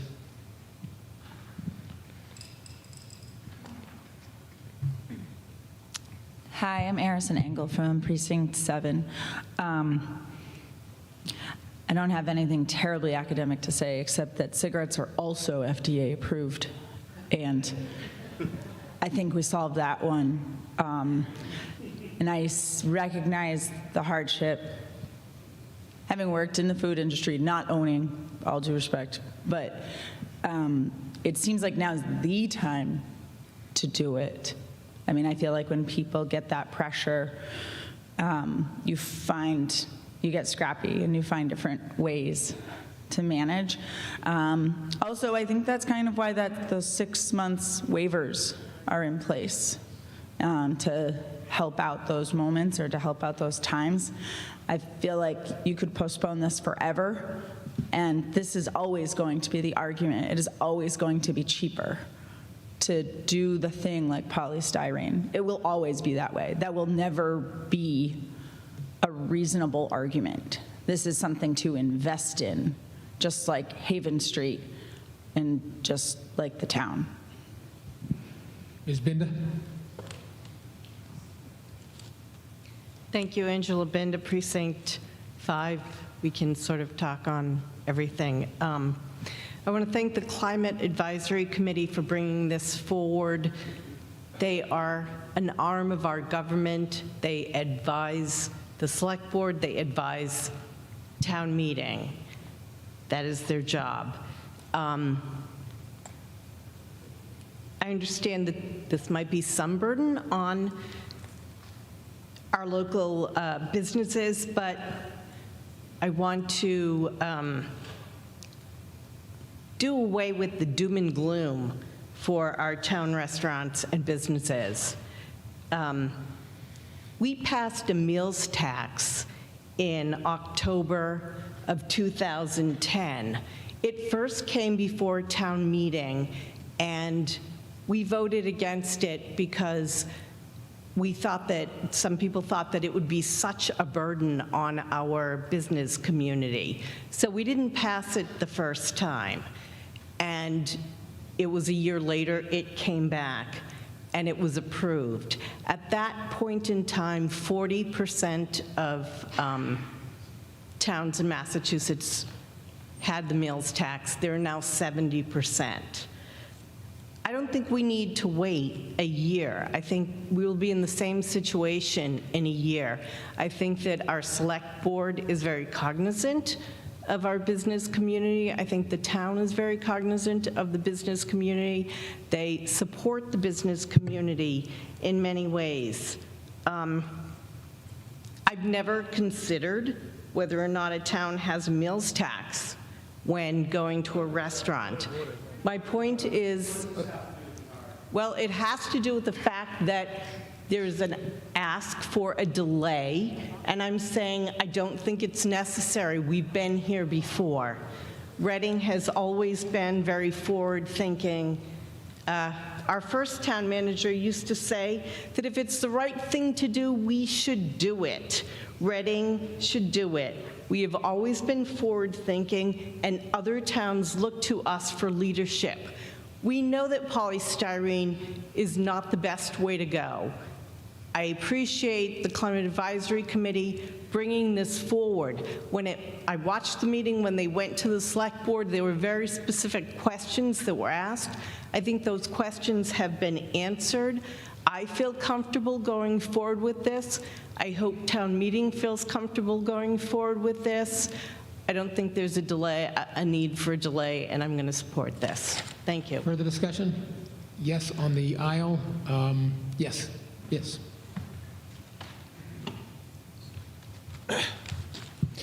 Jason Clark, Precinct 3.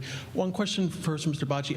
You've got move to indefinitely postpone Article 20, and then below that, you've got ask Climate Advisory Committee to postpone for at least 1 year. Those seem... Yeah, thank you, sorry. I mean, you could, I guess, disregard because I already asked them in person, so this was already made. So if it were to be something like, we can approve this today, but with a motion that it doesn't go into effect till a year from now, would that be amenable to you? No, let me explain how this works. No? The indefinite postponement, if you should vote to indefinitely postpone, it has the same effect as defeating this article. Thank you. Yes. That's the point clarified. Just a couple comments. This kind of thing reminds me, I always think this sort of, when this comes up, it's the same with the bag ban. It reminds me of an old Onion article headline. How bad for the environment can throwing away one plastic bottle be? 30 million people wonder. It's like 30 million people all toss up, So I try to think in this like larger picture. So the way I've been sort of thinking about this is that I think, look at the states that have already banned polystyrene. I checked, there's already a couple of bills in the Massachusetts legislature. I imagine this will be going within 5 years. We'll probably have our own. Why not get ahead of it? Let our restaurants get ahead of it. As I understand the structure of this, it seems like this would go into effect July 2023. Then they'd get 6 months, and then another 6 months waiver if they needed it. So the earliest that they could get a $50 fine would be July 2024. That seems fairly reasonable to me. So I am very much against this particular motion here and in favor of the motion in general. Thank you. Ms. Lestrade?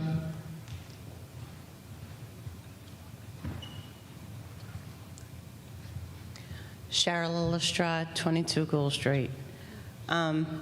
As you said, $50 fine. I don't know how many of you go out to eat, but $50 fine in a year's time, I think some people spend $50 in one night going out to eat. I think the restaurants, this is not new information, and I think until we as a community say, this is what we're forcing you to do, and we take that initiative, they're not going to take the initiative unless their hands are forced to. They're not going to say, I'm going to spend extra money so that I can save the community, so I can save the environment, so I can save the people that I'm serving. We need to do that. So I'm in favor of this bill, this being passed. Further discussion? Yes, right here. Thank you, Mr. Moderator. Joe Carnahan, Precinct 6. I want to make sure I'm not asking the same question as Mr. Clark did a minute ago, but just to be clear, so Mr. Bocci, you would not support withdrawing this motion in favor of an amendment to change the implementation period from 6 months to 18 months? which means you would not favor a postponement of 1 year? Alan, correct me if I'm wrong, I think Alan already mentioned that As it stands right now, the motions before us are to indefinitely postpone. That's it. If you voted in favor of that, that would kill this article. If that fails, we would then go to a vote on the main motion. In that case, you would either vote yes or no. Correct. And my point that I was trying to make to my fellow town meeting members was that if you would like to postpone this for a year, I believe you must vote against the motion of indefinite postponement and then propose an amendment to the proposed bylaw change to change the implementation period from 6 months to 18 months.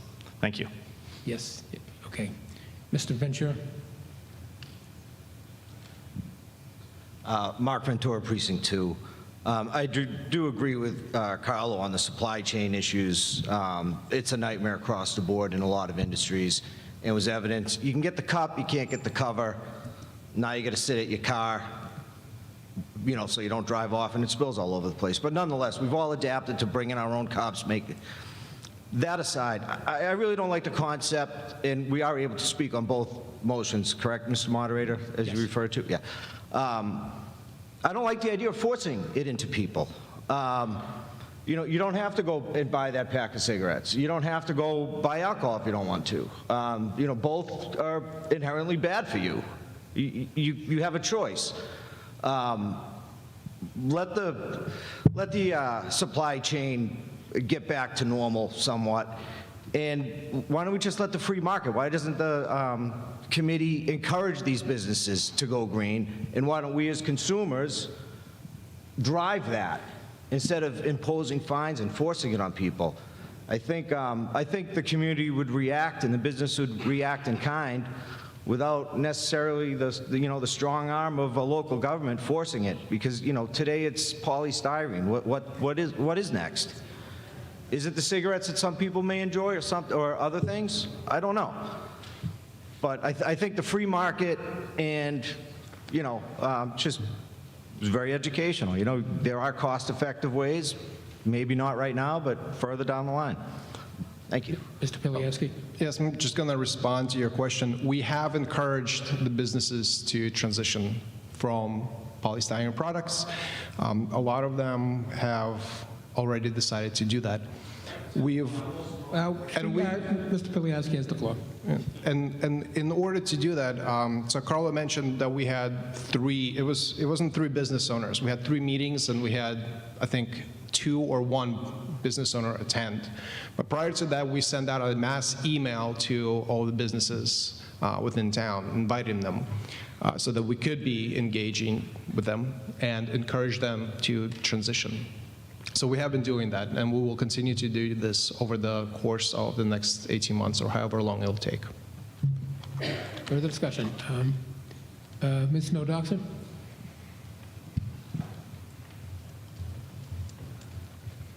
Linda Snow-Doxer, Precinct 1.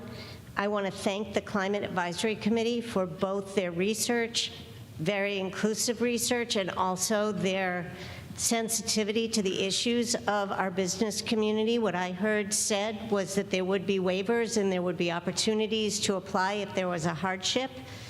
I want to actually continue the analogy to the smoking, the cigarette issue. So we know they're bad for you. They're still approved.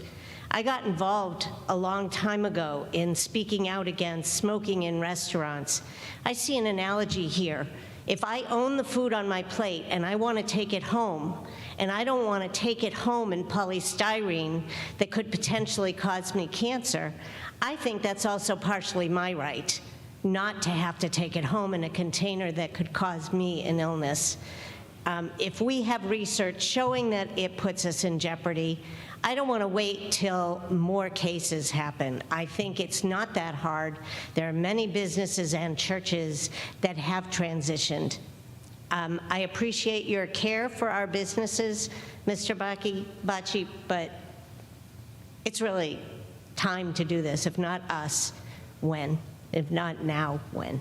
Thank you. Further discussion? Yes. Can't see who it is. Yes.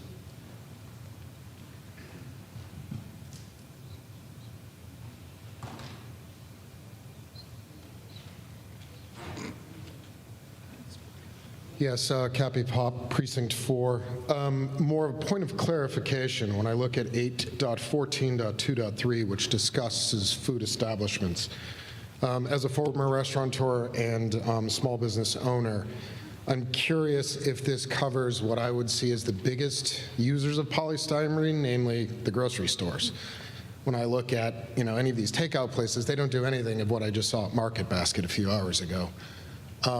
Does this cover the local grocery stores as well, or only small business food establishments? Thank you. Do we have an answer? Yes, Mr. Zeke? It does cover the grocery stores, and it's a complicated situation because what it covers is, for example, where you have a salad bar in the grocery store and you've got a little container there if you make your own salad, that would be covered. As I mentioned earlier about things that that they purchased already prepackaged, that's the way they buy it, like I was mentioning about like berries, that is exempted, or that, on aisle 7, they've got picnic supplies, so they could be selling polystyrene, forks and cups and so forth for you to take home and have in your backyard. Those would be exempted. It's really just when they are putting things together, and putting their food into a new package, that package needs to conform with this bylaw. All right, so when we're talking about like meat or butchery or the produce sections where they're wrapping broccoli in polystyrene, that would be covered under this? Yes. Just to be clear. Okay, thank you. Yes. Further discussion? Mr. O'Rourke? Thank you, Mr. Moderator. Tom O'Rourke, Precinct 2. So I generally support the main motion from the perspective of the obvious focus on climate and our concerns, here in town and beyond. Just a couple of concerns. Mr. Zieg, I know we started to talk about the implementation table, but a previous speaker mentioned 2024, but I guess realistically, what are we talking about in terms of when this would be expected to be up and running? Mr. Zeke? With the enforcement, applied. Summer 2023. My expectation is that very few businesses are going to need or want a waiver. Did you say September or December? I'm sorry, couldn't hear. I'm sorry, what did I say? Well, summer. The summer. Yeah, I'm thinking it's probably July. Okay. Thank you. So the only comment I would say, I would just want us to be sensitive to, we've spent a lot of time trying to work with the businesses. So again, it's not the climate issue at all, but a lot of these are small business owners, and I just think 6 months sounds like a lot of time, but the other concern I have, which I know has been talked about, it doesn't seem like we have, a full head-on support by all of the businesses, and that may be lack of time, maybe lack of interest, but I think we don't want to go into this with, pushing the rock up the hill. So my sense would be, I think we should do it, but I think the longer the implementation period, once you agree to do it, the more likely you're going to get a successful implementation, because it doesn't sound like much, and I'm not in the restaurant business, but I do think, there's legitimate logistics concerns, and they probably need to be done not during the business day, but at night and on weekends and things like that. So, but again, I support the main motion, but I do have those concerns and the obvious economic environment. Thank you. Ms. Herrick?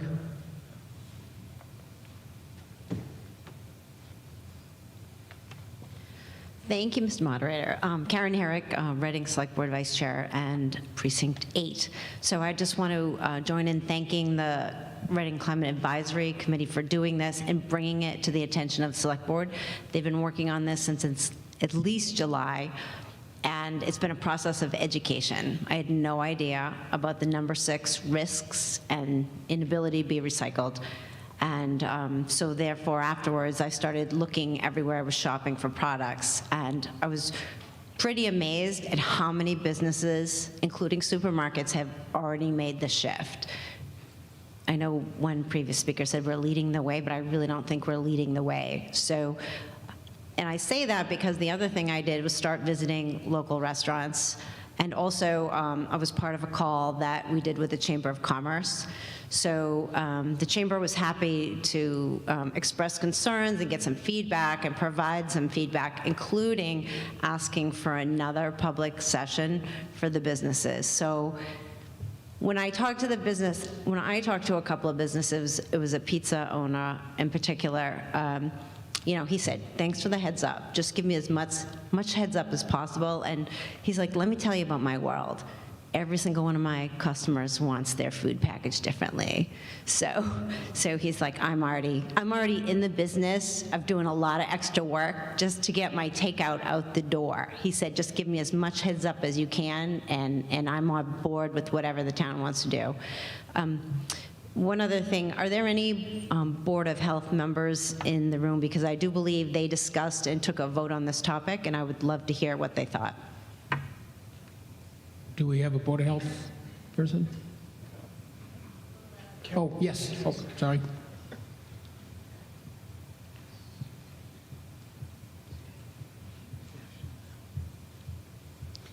Good evening, Carrie Donnell, Precinct 7, member of the Board of Health.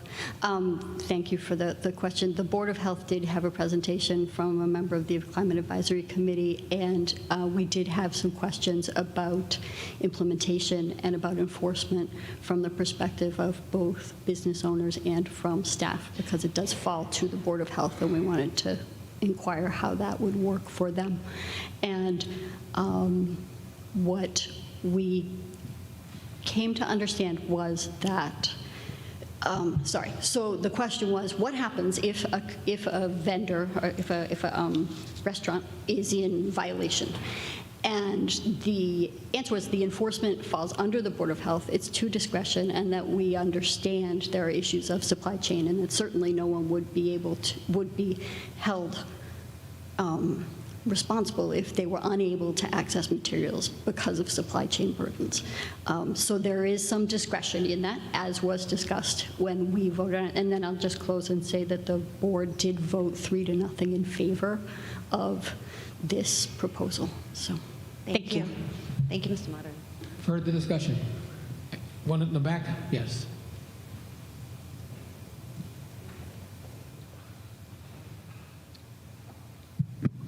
Thank you, Mr. Moderator. Alicia Williams, Precinct 8. I am not a food vendor, but I am a small business owner in our town. As a town that keeps saying that they want to be small business friendly, this is exactly the opposite. Well, in theory, this is a great idea. It is not business friendly. Every week, as a small business owner, I get an email from one of my vendors every single week since COVID with quote unquote price increases. This is just one more price increase in a post-COVID world where lack of business for 2 years has already increased prices so much so people can try and make ends meet. It's not pennies to some of these business owners. They add up. If prices increase, businesses will look for other ways to cut costs. In our town, where water is one of the highest rates, where we increase commercial taxes on our businesses, where we charge meal tax, as a small business owner, what I would do is find ways to cut those costs, because at the end of the day, it cuts into the profits to pay our mortgages and the storefront rents. When I asked a small business owner today what they paid for their storefront rent, they said $2,500. I asked another vendor, and they said $3,000. That's just to own a space. They haven't paid their insurance, they haven't paid their employees, they haven't paid their water bill or electric. Then they have to pay their products, and those costs are increasing every day. As a town that's spelled small business friendly, this is anything but. This is our town telling a small business how to spend more money. I also want to ask, I was under the impression that the Chamber of Commerce asked to postpone this article or delay this article. Can anyone speak to that? And I also would like to ask what each member of the Select Board thinks. Thank you. Do we have a response, Mr. Haley?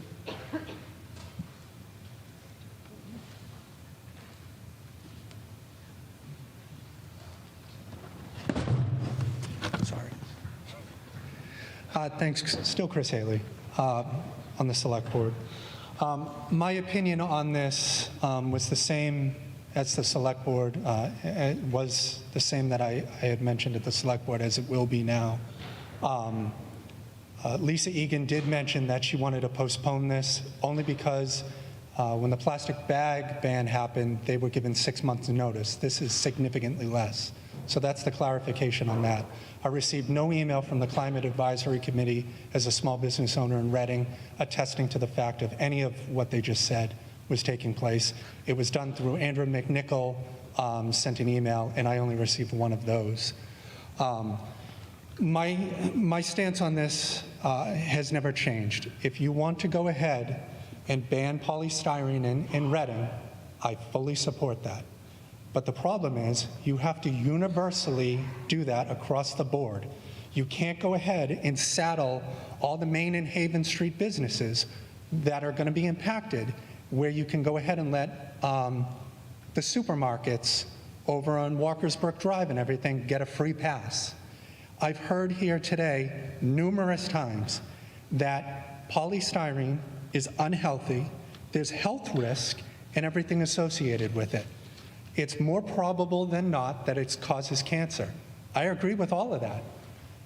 So I asked back then, and I will ask again, why, if this causes probably cancer, it's unhealthy, it poses all these health risks, can't be recycled for 200 years, I asked then, and I will ask again, why do supermarkets get a free pass on this, and the only people that are getting saddled with the cost are Main and Haven Street businesses?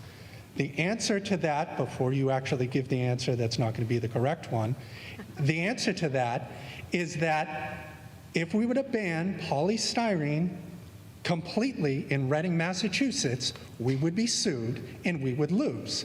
The problem with that is that you can go ahead and allow that to happen against various businesses in the downtown, and they don't have the money to fight back on it. So when everybody went and visited various restaurants, et cetera, they got their opinions, only a couple people showed up. That's because they don't want to be blacklisted in Reading. They already are accepting what has happened, that a ban is happening. Well, now I got to saddle the cost in this. And I'm not in the food business, but I'm here for small businesses. So what I actually did is I went around to all the Reading restaurants, not on my own, because I just happen to eat in Reading a lot, and so do some employees and people that showed to me. This is all the polystyrene that I managed to accumulate. It's labeled from all the various restaurants and whatnot in Reading. Now, you might think that this is me hurting my argument because there's so much polystyrene from all various businesses and whatnot. That's true. The problem with that is, right here, this container probably causes cancer. This container takes 200 years to recycle. It's bad for the environment. I agree with all those statements. The problem with that is that a supermarket can go ahead and put a hamburger patty in this container, or have it, when it gets shipped in, all prepackaged containers, all of them, and they could go ahead and put it in this container, and then magically, none of that applies. It's no longer causing cancer. It's no longer a recyclable issue. Excuse me, what's going on? Point of order, what is your point of order? Please come to the microphone. Who was making the point of order? The point of order is we just heard that supermarkets, if they are packaging their own food, cannot use polystyrene. You just said they're going to take their hamburgers and put them into those containers. I'd like clarification, please, because that does not make sense to me, those two statements. Sorry. Okay, continue, Mr. Haley. Sorry, thank you, Alan.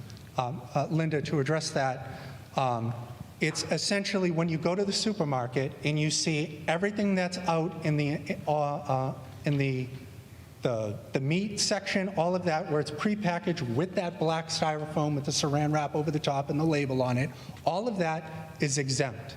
So I'll have David or Gennady end up telling you, but that is exempt from the ban. And they could be using polystyrene. What is the point of order?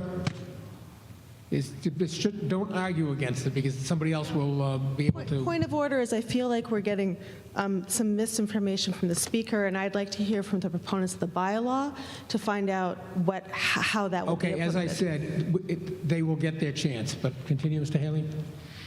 Thank you, Mr. Moderator. So, as I was saying, that any of those items that you purchase that have the black styrofoam, which is polystyrene number 6, which is more probable to cause cancer and cannot be recycled, is allowed to still be sold in Reading regardless if this ban passes or not. And I'll have either Gennady or David tell you exactly that's going to be the case. Do we have a response? No, I mean, you can just reply to that. Mr. Zeke? No, as I said before, if the grocery store is packaging the food, they have to meet this requirement. It's if they purchased it somewhere else and then came in, that way, prepackaged, then they don't. When we put our bylaw together, I said that we used Arlington as a model. Arlington bans polystyrene, period. There's a ban on, in the restaurant and the food service business. There's a ban in the retail business. We did not go that far. If that's an appropriate thing, bring it up. We'll have an amendment in 6 months. But right now, we're just focusing on the food service items, and the restaurants do have to comply with this. A hamburger that goes into, if the restaurant puts the hamburger in the package has to comply. Mr. Haley, are you continuing? Thanks, Alan. Sorry, thank you, Mr. Moderator. I'll just finish up. It comes down to the same thing. If you want polystyrene to be banned in Reading, I completely and fully support that for the reasons that David and Gennady outlined. I completely agree with you. But to allow people to be exempt from it, you're exempting them from stuff that probably causes cancer and probably can't be recycled. It doesn't make sense to me. Why are you allowing that to happen? I understand this is not part of David's thing, but to go all or nothing on something that probably causes cancer, you kind of want to go all the way, not just allow certain businesses to have some exemptions. And then, in closing, just the financial increases that Carlo had mentioned, that him and I went to Restaurant Depot. I went there expecting to have a lot of counter evidence to what David and presented in the packet on pennies and all these other negligible numbers. The biggest takeaway that I got from that, walking around and everything, is that I did not have comparables. I could not find comparables, but other than 1 or 2 items that I would be able to actually write down the pricing on and to come up with that. There's just way too much polystyrene at Restaurant Depot, and they're serving their customers. Now, if you ban it all in Massachusetts, they're going to have 0, but they're going to continue to sell it 6 months from now, 12 months from now, 18 months from now, until Massachusetts bans it, because it's economical and financially it makes sense. In closing, I went to a restaurant in Reading. I'm not naming them. You can clearly come up here and read any of these items before you go vote yes to ban this in Reading.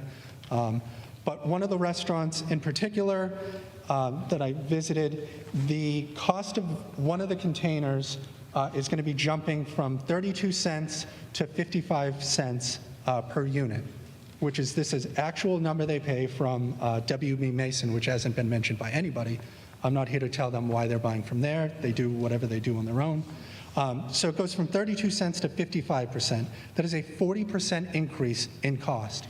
You can't label things by pennies when you're paying 40% more for something. If we all wanted to pay 40%, I'll get point of order if I finish that statement. Thank you. Further discussion? Yes. Ms. Doctor?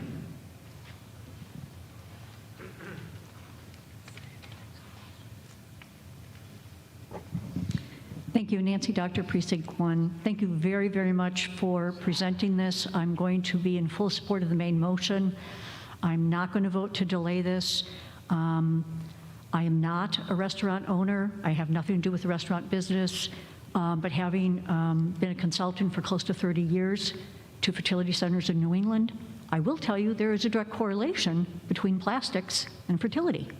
So I can't speak to the cancer-causing aspects of this, but I can tell you I'm going to vote for this for public health, because I think this is a no-brainer.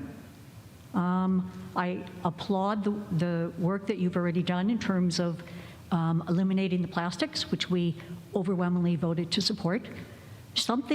Doing something is better than doing nothing. So I appreciate the arguments that it's unfair with big business and small business, but we have to do something, and this is a wonderful start, and I'm fully supporting this. Thank you. Mr. Bacci? Thank you. As I stated, I wish plastics would go away, honestly, but this is not banning all plastics, so let's just keep that in mind. There's still going to be plastics in our town, just with different numbers on them.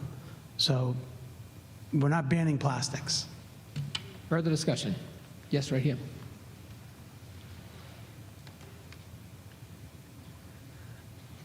Brendan Gray, Precinct 6. My question is, I understand and I applaud the idea of what you're trying to do. I also recognize the burden you're putting it on the small business owner. I'd like to know the rationale for the waiver to the big box stores, to the big businesses. Why are you waiving them? Mr. Zeke? There's no waiver for the big box stores.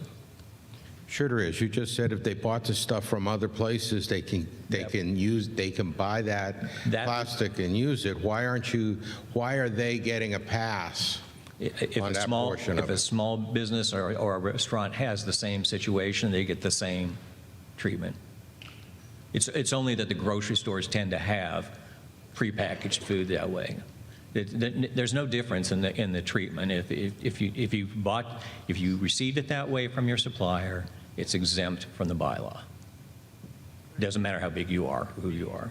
Okay, so a small restaurant gets the stuff in the type 6 plastic container, polystyrene, right? And that's okay. If that's the way to buy it, yep. Yeah, so in reality, we're really not banning anything. We're putting a Band-Aid or a very minute issue on a storefront owner for one small portion of what they deal with. Am I correct? I don't know about that. I'm thinking that they're going to understand what we're trying to do. I'd like to know what your analysis was if you don't understand that. That kind of surprises me. It doesn't sound like you understand the impact on the small business owner yet. Well, what I'm saying is, I think the idea of the small business or the restaurant actually getting food prepackaged that way is unlikely. I'm just saying that your issue was that there was a different treatment or a different rule set for different businesses, and that's not the case. Okay, I think I'll tend to disagree with you on that. Okay. Mr. Bacci? Oh, yeah, sure. Mr. Bacci, then after that, I'll... Real quick, I think what the speaker was mentioning, that if you go into an aisle where there's paper goods, Stop and Shop, Market Basket, Staples, Home Depot, they will probably sell number 6 of something. Cups, plates, whatever. And those are exempt, unless someone wants to correct me, those are exempt. And I think that was your point. Ms. Freed, did you have a comment?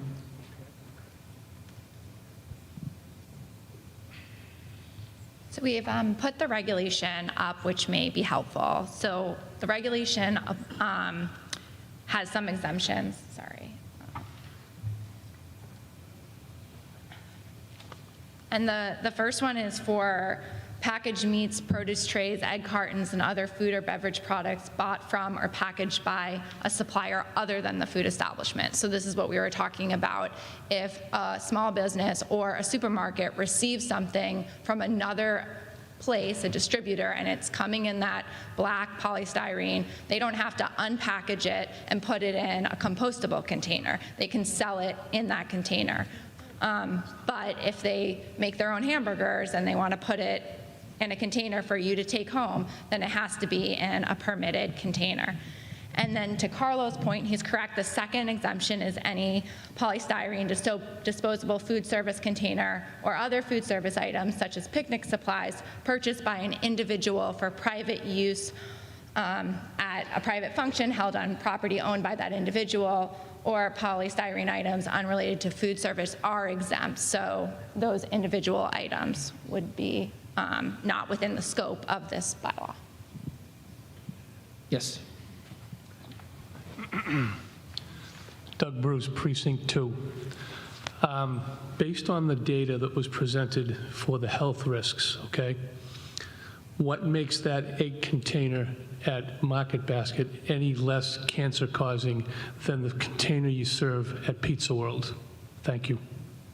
Please explain why the distinction for the grocery stores. The polystyrene in the grocery store is not any less dangerous than the polystyrene at Pizza World. Thank you. Mr. Zeke? So we're not solving world hunger. We're doing our little bit, and the focus of this is on disposable food service items. So the fact that we're not getting all the polystyrene out of Reading is something that we fully appreciate and don't apologize for. Mr. Bruce?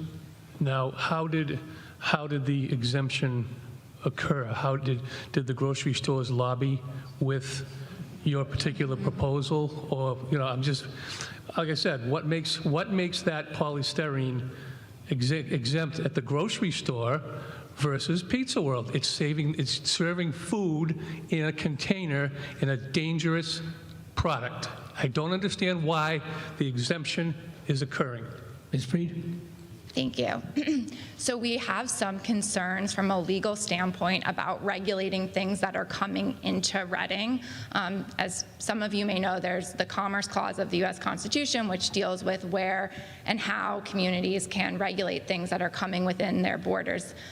We have limits about where we can reach outside of our jurisdiction. So in preparing this bylaw, the Climate Advisory Committee reviewed numerous other bylaws that had been approved by the Attorney General, and one common thread that ran through all of them was that the regulation pertained to only what was packaged and produced within that community, meaning that at the Attorney General's office at least seemed to indicate that there was a need to keep this within our jurisdiction, and we couldn't try to reach outside of our borders. In your case, you're absolutely right. It doesn't matter where the container comes from, the health issues are still there, but from a legal perspective, we have concerns about requiring establishments that are located outside of Reading to package their foods in a way so that when they enter Reading, they can be sold in a legal manner. Who hasn't spoken yet? Ms. Hillary? Thank you, Mr. Moderator. Jennifer Hillary, Precinct 4. I would like to share that I am actually the daughter of a small business owner in Vermont. My family owns 2 restaurants, so I come to this discussion very sensitive to the impact that this has on small businesses. I am, however, in favor of the main motion to support this ban. And there are several points I'd like to make in support of why I am voting this way that haven't been highlighted yet.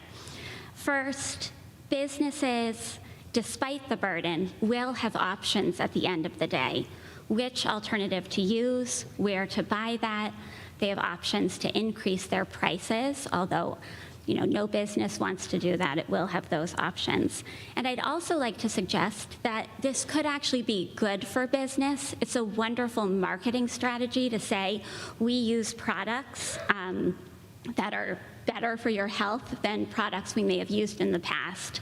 And there are restaurants that have gained certified green restaurant status. There's an association, depending on their level of commitment to this cause, that they can apply to. And should this motion pass, will certainly be reaching out to the Chamber of Commerce to suggest that they help businesses use this to market, to encourage customers to come to our community because of our commitment to the climate. Thank you. Yes. Thank you, Mr. Moderator. Travis Estes, Precinct 7, and also a member of the Climate Advisory Committee.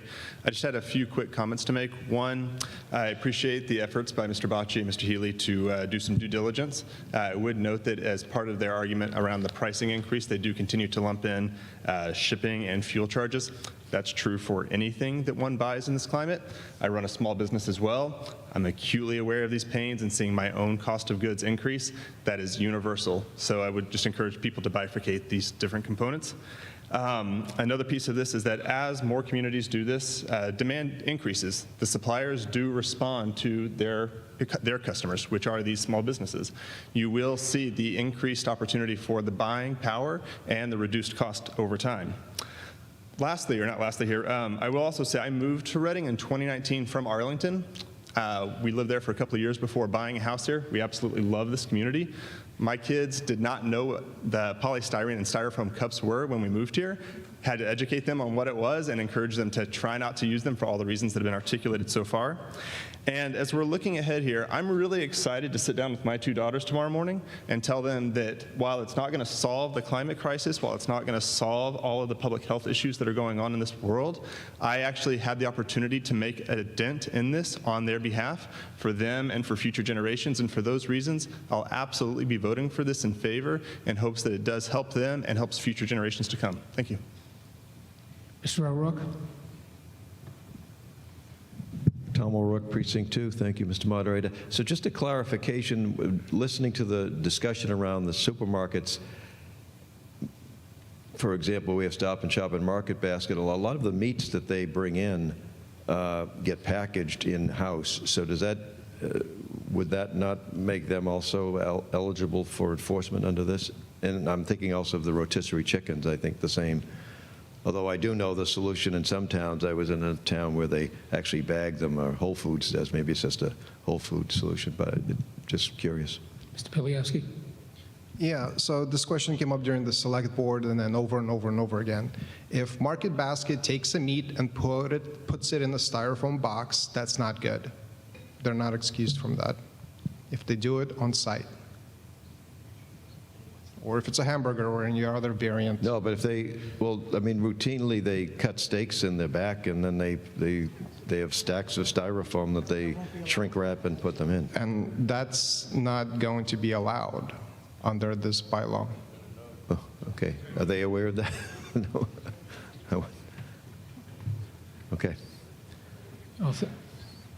Mr. Bonazzoli? Thank you, Mr. Moderator. James Bonzoli, Precinct 6. Move the question. Are you moving the question on the indefinite postponement? Moving the indefinite proposed. Okay, the just first in the, one, and just then in the we'll go indefinite. to the Okay, main. we have a motion to end debate on the indefinite postponement.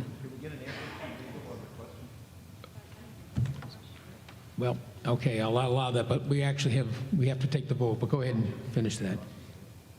Yes, the answer that was given was correct. So if they have a pork shoulder and they're cutting it up and putting it into different containers, they cannot use polystyrene.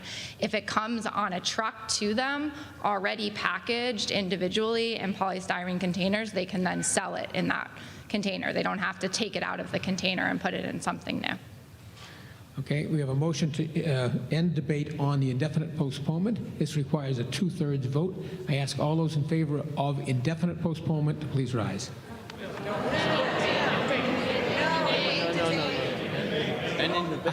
Excuse me, end debate, I'm sorry. Yep, end debate.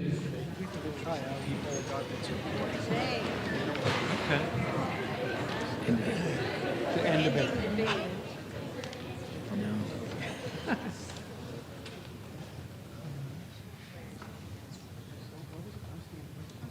We are moving, this is to end debate on indefinite postponement. That was my fault, I'm sorry. 26. 26. 34. 34. 26. 26. 36. 36. Those opposed to ending debate on indefinite postponement.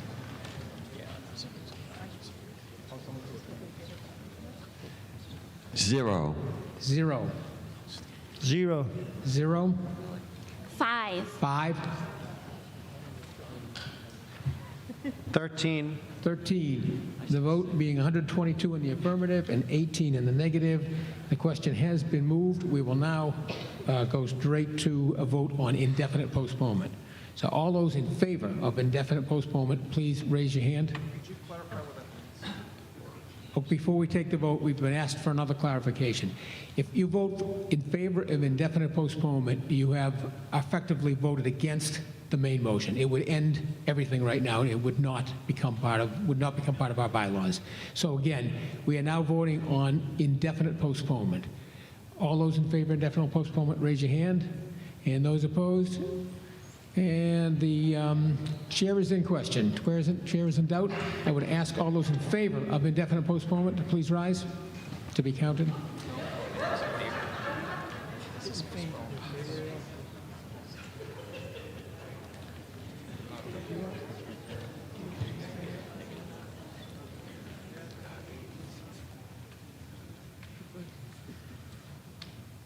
Four. 4, Oh, five. 5, okay. 18. 18, 1, 37. 37. And those opposed?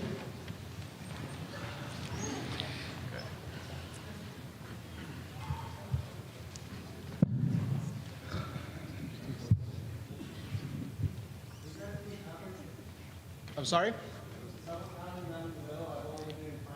I hope everyone's counting a couple of times. 9. 9, 9. 9, 27. 27.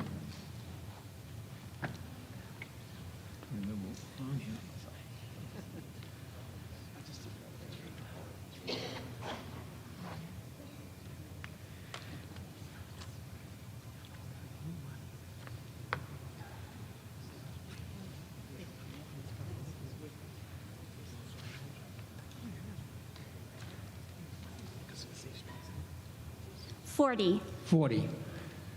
The vote being 61 in the affirmative, 85 in the negative, the motion fails. So we now go back to the main motion. Is there further debate?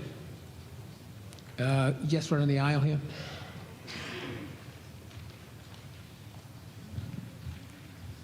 Thank you, Caitlin Mercurio, Precinct 2.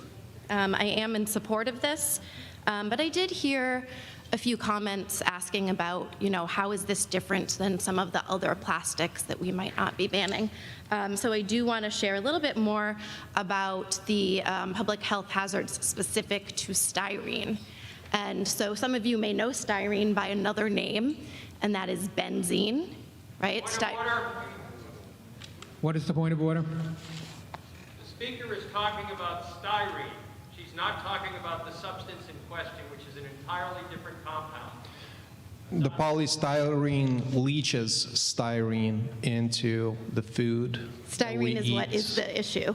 That's Yes, not it been is. established here tonight. Your conversation has been exclusively about polystyrene, a completely different substance. Well, I will establish the health I concerns will of let you continue. styrene. Please continue. Okay, thank you. So the component of concern in polystyrene is styrene. And you may know that by another name, which is benzene. Styrene is basically benzene Point of order, Mr. Horn? with an additional functional What is your point? group. Excuse me, what is your point of order? So if you'll let me finish. Yes, let the speaker finish. It is benzene with an additional functional group, a vinyl group.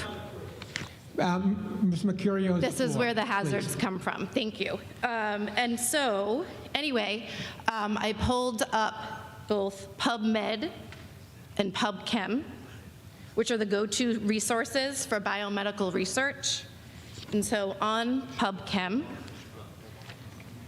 if you go to the section for styrene, for the health hazards and toxicology, it lists out the GHS classifications, which in the United States, this is the system, the global classification system we use for hazard identification. We adopted it in 2012, and this is what standardized hazard definitions internationally. So this is sort of the language that we use when we are trying to understand how toxic is something, what makes it toxic, what makes something corrosive, what makes something a teratogen. And so I want to read you what those particular hazards are that have been identified. Among them, hazard H332, harmful if inhaled, warning acute toxicity. Hazard 361D, suspected of damaging the unborn child, warning reproductive toxicity. Hazard 372 causes damage to organs through prolonged or repeated exposure. Danger, specific target organ toxicity, repeated exposure. And then further down in the classification system on that PubChem and PubMed, it also lists all the research of associated disorders and diseases associated. In total, there are 19. I'll just read a few selected. Breast neoplasms, liver injury, eye diseases, gastrointestinal diseases, lung injury, celiac disease, ulcerative colitis, Mr. Horn, point of order. lymphoma. Excuse me, point of order.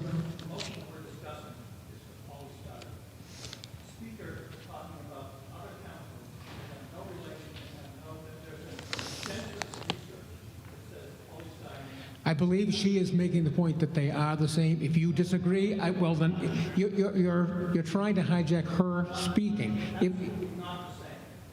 Well, we will call on you. We will call on you after that. Ms. Mercurio. There was just one more on my list here, which was urinary bladder neoplasms. And again, this is for styrene, which is the component of concern in polystyrene. Thank you. Mr. Horn.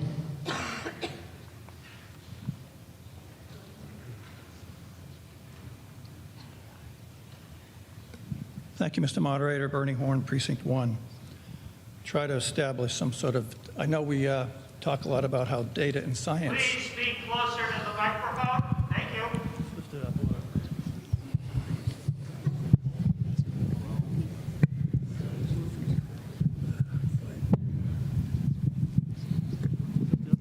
Whoop, there it is. Thank you. Well, you know, I went for my physical exam and they said I was going from 6 feet to 5'11", so I don't know what happened. But in the, you know, we always talk about how data and science should drive our policies and decisions. Let me just try to clarify a few things. I would respectfully disagree with many of the things that were said today about the fact that polystyrene may or may not cause cancer. It does not cause cancer. There's been no evidence to support that it causes cancer in anything that's been established here. We're talking about polystyrene. With respect to styrene, there have been some issues. It is a chemical that goes into the production of polystyrene, and I think it's important to recognize that many chemicals go into the production of many things. But I can tell you that styrene is a clear, colorless liquid. It's a component of materials used to make thousands of everyday household products. It also occurs naturally in many foods, such as cinnamon, beef, coffee beans, peanuts, wheat, oats, strawberries, and peaches. Synthetic styrene, which is chemically identical to naturally occurring styrene, is manufactured as a chemical building block and so forth. So styrene is in fact a component in the production, as is in paper. You know, we've heard a lot of alternatives used here. And I've visited a lot of paper mills in my career, and I can tell you that if you get anywhere close to a paper mill, you'll smell sulfuric acid, sulfur. Many of the things that are used to produce the white alternatives that we're talking about here would include hydrogen peroxide and chlorine, all components of paper making, and byproducts would include black liquor of paper making. The most important thing I think to remember on this is that the plants and trees absorb about 25% of the CO2 in the atmosphere. The alternatives that are being proposed are being forced on the establishments are paper-based products. Paper plants and trees absorb about 25% of the oxygen, CO2 in the atmosphere. Point of order. Who's calling for the point of order? I'm addressing the alternatives that are being forced on the Reading residents, which are paper-based products. So we actually pointed out that you can use plastic number 1 and plastic one number speaker 2. at a time. I'm actually just that there are continue, but make sure you stay. So I think that the other thing that's important to understand is that when you use paper to try to provide foodborne packaging, it must be coated in plastics, and it renders the paper not recyclable. In Europe, almost all the other corrugated and cardboard is in fact recycled. Here, we don't recycle. Continue. We don't. I see what you're getting at. Please continue, but try to wrap it up. Well, I've been very patient listening to a lot of things that have not been true tonight, so I just wanted to clarify some of these things. So I think that it's important that if we do not recycle all these other products, you're just essentially cutting down trees for single-use purposes, which could be reducing the CO2 in the atmosphere. I think that's a very, very important choice that we should not be making in this particular case. That it was meant that polystyrene is not recyclable. I have a friend who's a scientist at MIT. He started the largest plastic recycling business in the Northeast, and is one of the biggest plastic recycling operations in the country. He also established there are 4 plants in the United States that were built for recycling polystyrene. So the idea that it's not recyclable is incorrect. There's also a smart recycling program in the state which allows for the recycling of polystyrene. And there's a firm in Bridgewater, Massachusetts, that will take extruded polystyrene foam and recycle it. So that is very recyclable. All the things that if you do put this into your recycle bin, it goes to JRM Recycling in Peabody, and on their website, it says that everything that they get is recyclable. It may or may not be economic, but it is recyclable. What's not recycled is sent to Covanta in Haverhill, which is our waste-to-energy facility. So what's not recycled goes up there. It creates electricity, which some people might like.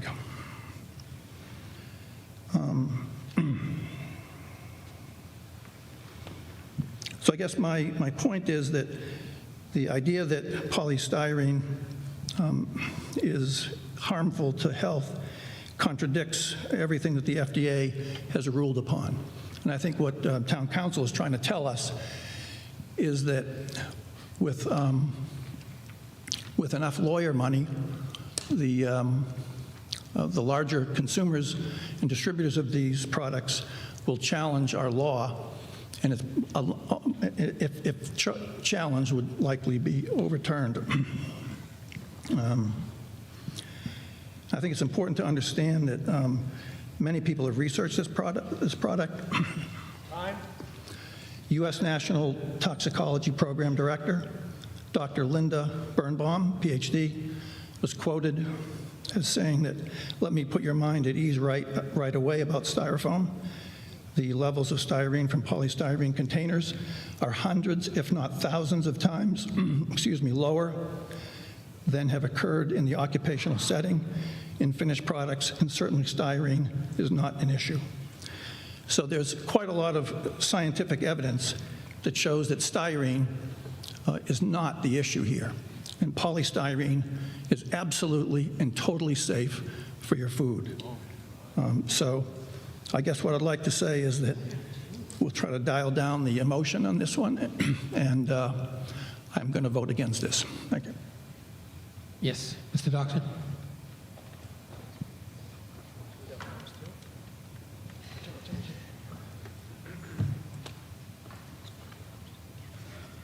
Thank you, Mr. Moderator. Mark Doxer, Precinct 1 and Chair of the Select Board. A couple of points. One, someone asked the question, how did the Select Board vote? The board voted 3-2 in favor of putting this onto the warrant. Second point, if someone Googles, does polystyrene cause cancer, the first result refers to, in 2014, the National Research Council in the U.S. reviewed the evidence and concluded that styrene is reasonably anticipated to be a human carcinogen. This is from polystyrene, which gives us the styrene, and that's what the report states. Third is, really what's going on tonight is we have a chance to make a statement and to make a start. We're not going to solve everything. We're not going to get it all done. We may or may not be capable of that. But we can make a clear statement. We can get it started. There was a reference before to some local businesses. They're already using appropriate containers other than polystyrene in hinge containers, in plates, and all sorts of other things. And they are very happy to do it. In fact, one of the local businesses said they were required to do it by their spouse. It can happen. It needs to happen. This can be a great start to get it done. So I would encourage folks to tonight view this as the right method to get started. Are there other places it needs to go? Yes, there are. But we can get this done tonight. We can get it started. It's not going to be impacting businesses for 9 months or so. It's a great start that we can get going. Thank you. Further discussion, right here in the center.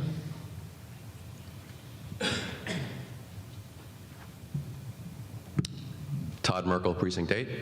I generally support this proposed bylaw and motion, but following up on what Mr. Carnahan was mentioning earlier, I wanted to, as an effort at compromise, I wanted to propose an amendment to change the adoption or phase-in period from 6 months to 12 months, not 18 months, but 12 months, which would give restaurants and businesses, when you include that 12 months, plus the 2 6-month extensions, plus the initial 2 to 3 months up front before the adoption period commences, that would give these businesses over 2 years to comply with this before they're facing a $50 fine, which to me would reasonably give the supply chain crisis time to play out. So that's what I would propose. Thank you. Is that the proposed amendment? Is that the one that's on the screen? Just to make sure we have Yes, it is. Okay. Is there a second? Second. Okay, we will now switch to discussion on the proposed amendment. Mr. Bacci?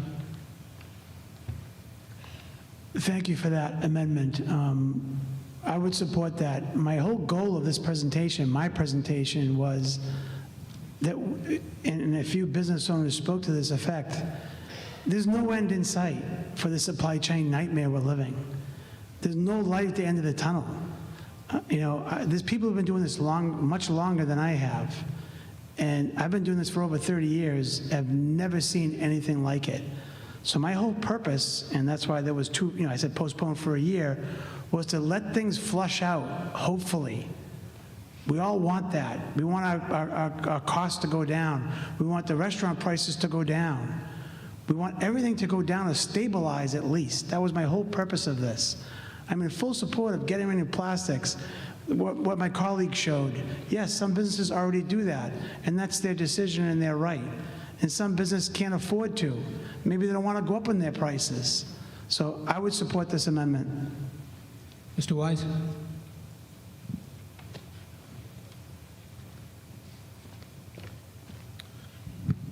Thank you, Mr. Moderator. Tom Wise, Precinct 4.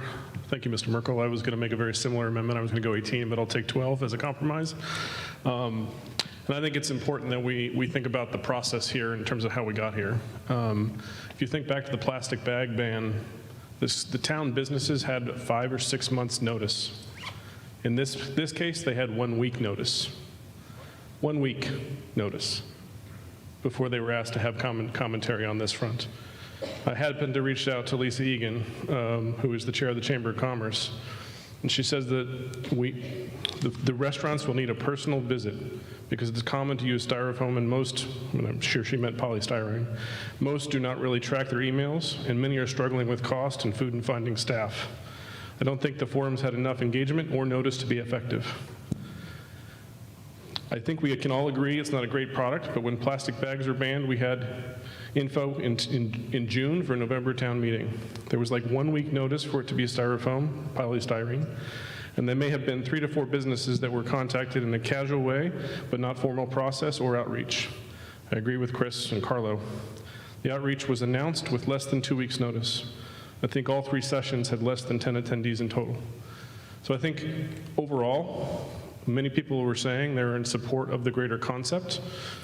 Mr. Horn's information is interesting.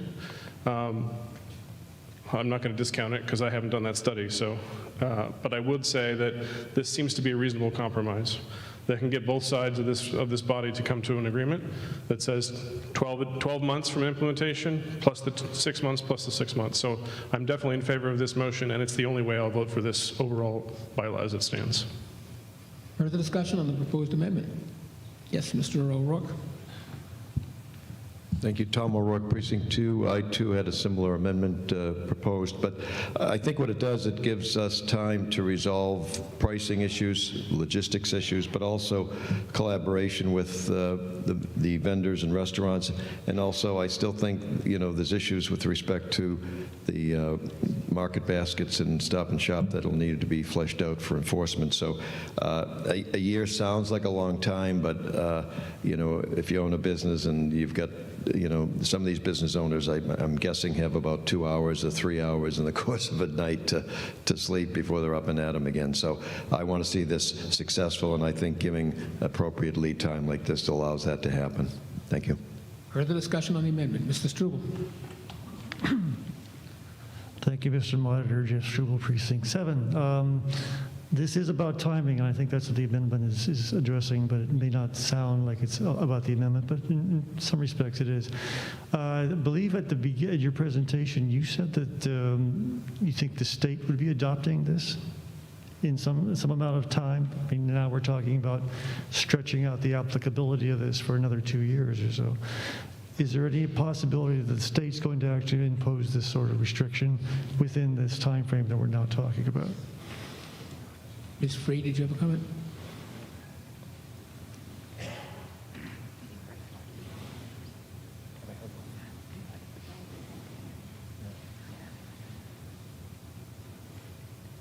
Nobody knows? I don't think we have an update. I know that there were many bills. They were sent to committee. The legislative session is now over, so they would need unanimous support. So you were just speculating before, that's all?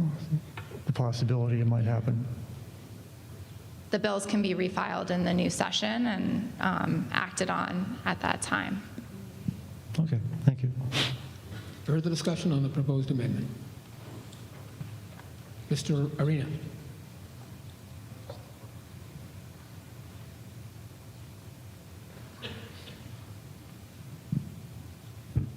John Arena, Precinct 1. I think most of the wrestling tonight has been over the posturing of an inherent safety hazard, coupled with a desire to save the environment. And it's an odd mix. In order for you to believe the former, you have to accept that General Mills, Home Depot, Shaw's, Market Basket, Dart, Dunkin' Donuts, Lowe's are all ignorant of this danger, but somehow us in 01867 have figured it out. I don't believe that. I believe a much more practical way to present this would have been purely on the merits of it's difficult to degrade, it's difficult to recycle, and there are better alternatives. I think, frankly, we would have saved maybe 90 minutes. Suggesting that this was a health hazard, I think, was a tactical error from the beginning. The precursor material is. A precursor are the two inputs or any input into a reaction. If I give you sodium in one hand and chlorine in the other, the sodium will burn through your hand before the chlorine kills you. But if I mix them together in the right circumstances, It is. I'll get to that momentarily. You'll get table salt, and you can salt your meal with it. So the precursor stability and danger has nothing to do with it in the final material. I support this amendment. My primary concern is the impact to businesses. You need to give those guys a runway, both to understand what you're saying, to understand the alternatives, and to come into compliance. I frankly would vote for 18 months. I think in the long term, this is probably the right thing to do, but forcing it down businesses' throat just creates a lot of ill will, and it doesn't really serve the town of Reading very well. I'm supportive of this motion. I thank Mr. Merkel for making it. Further discussion on the proposed amendment? Are we ready for the, oh, yes. Mr. Berman?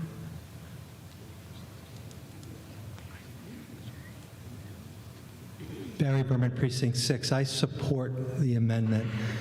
We heard a very lengthy presentation from the Climate Committee, which I think was terrific. Thank you for bringing this up.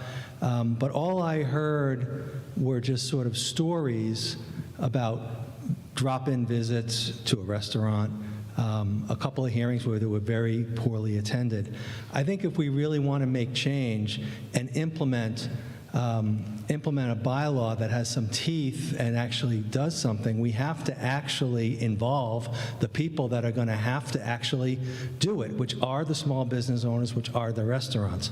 Going from 6 months to 12 brings them into the conversation. I didn't hear anything from any restaurant owner about this. I want to hear from them. I want them to be part of the solution. And we've all gone out to eat. The restaurants can't find staff. They're struggling to get product. You know, we dump this on them, and you have to do it, do it really quickly. I just think it's just incredibly burdensome and taxing mentally and physically. Forget about the money.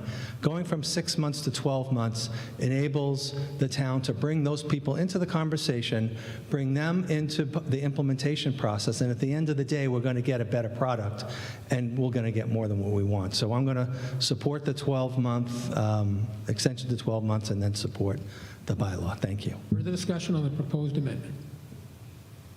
None appearing. Are we ready for the vote? We are voting on the proposed amendment from 6 to 12 months. All those in favor, please raise your hand. Those opposed? And the motion carries. Further discussion on the main motion as amended? Yes.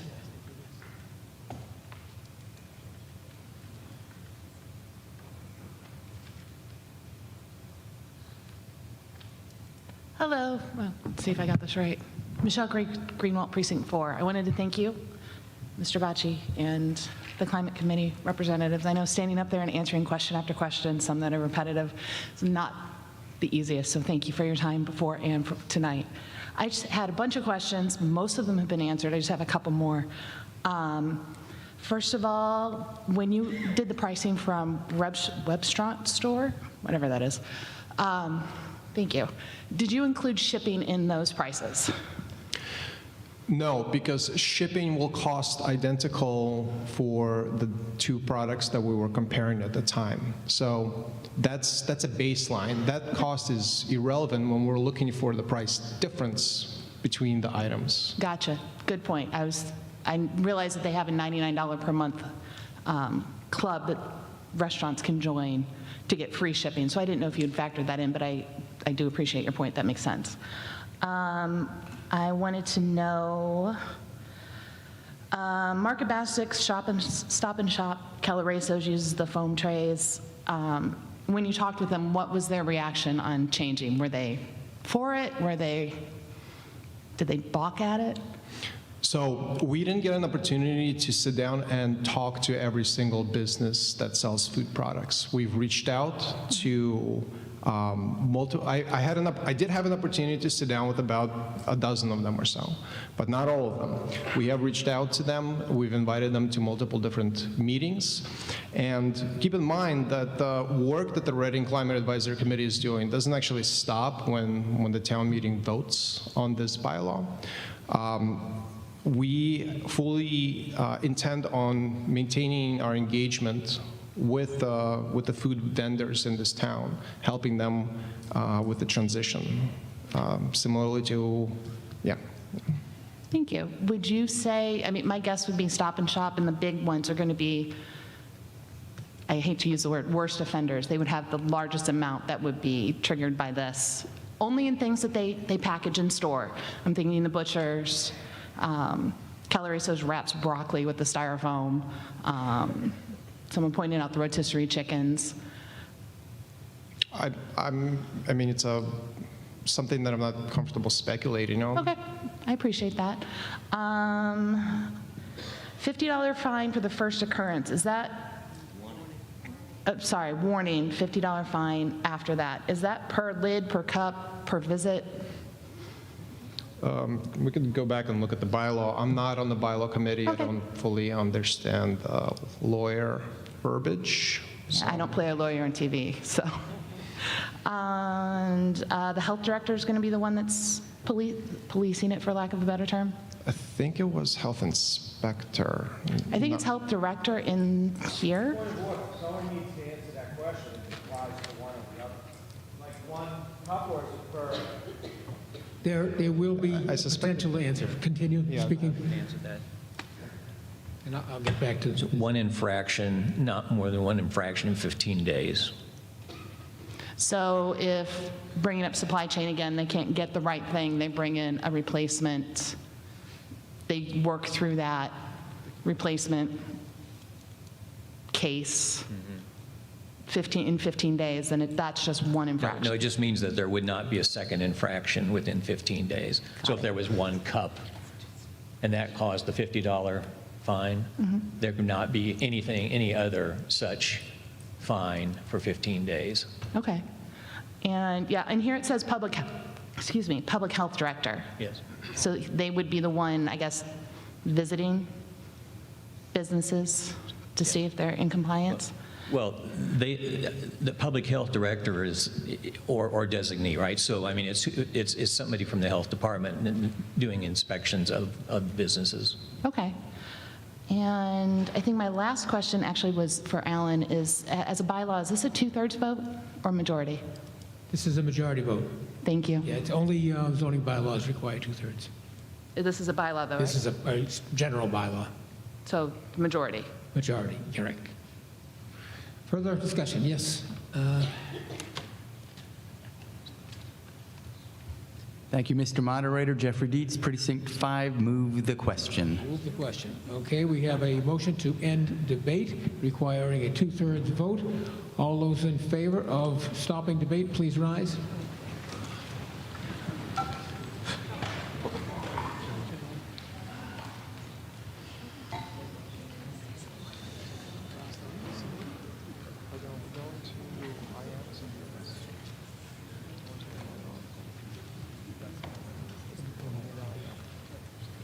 $24. 24. 23. 23. 37. 37.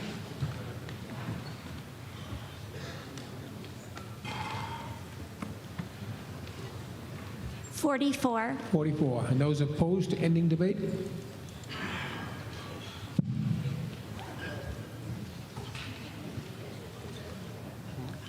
One. Sorry. 1. 6. 6. 0. 0. 1. The vote being 128 in the affirmative, 8 in the negative. The question has been moved. Debate has ended. We will now move to the main motion as amended. I'm going to take a standing count on this. All those in favor of the main motion as amended, please rise.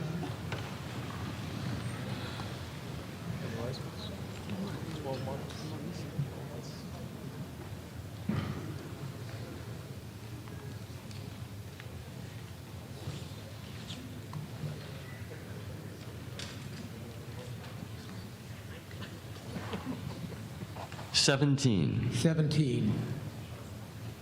26. 26. 39. 39.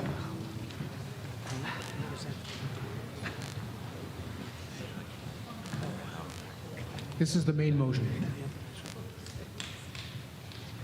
44. 44. And those opposed?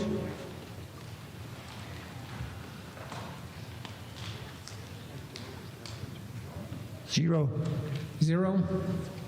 1. 1. 6. 6. The vote being 126 in the affirmative, 8 in the negative, the motion carries. Now, I understand Mr. Piliavsky had a, hold on, Mr. Piliavsky has had a proposed instructional motion, but you've withdrawn that? Is that correct? Yes. Yes. Okay, fine. Then I would call on Mr. Doxer for a motion to adjourn sine die. We have a motion to adjourn sine die. Is there a second? Second. All those in favor, please raise your hand. Those opposed, the motion carries. This town meeting stands adjourned sine die.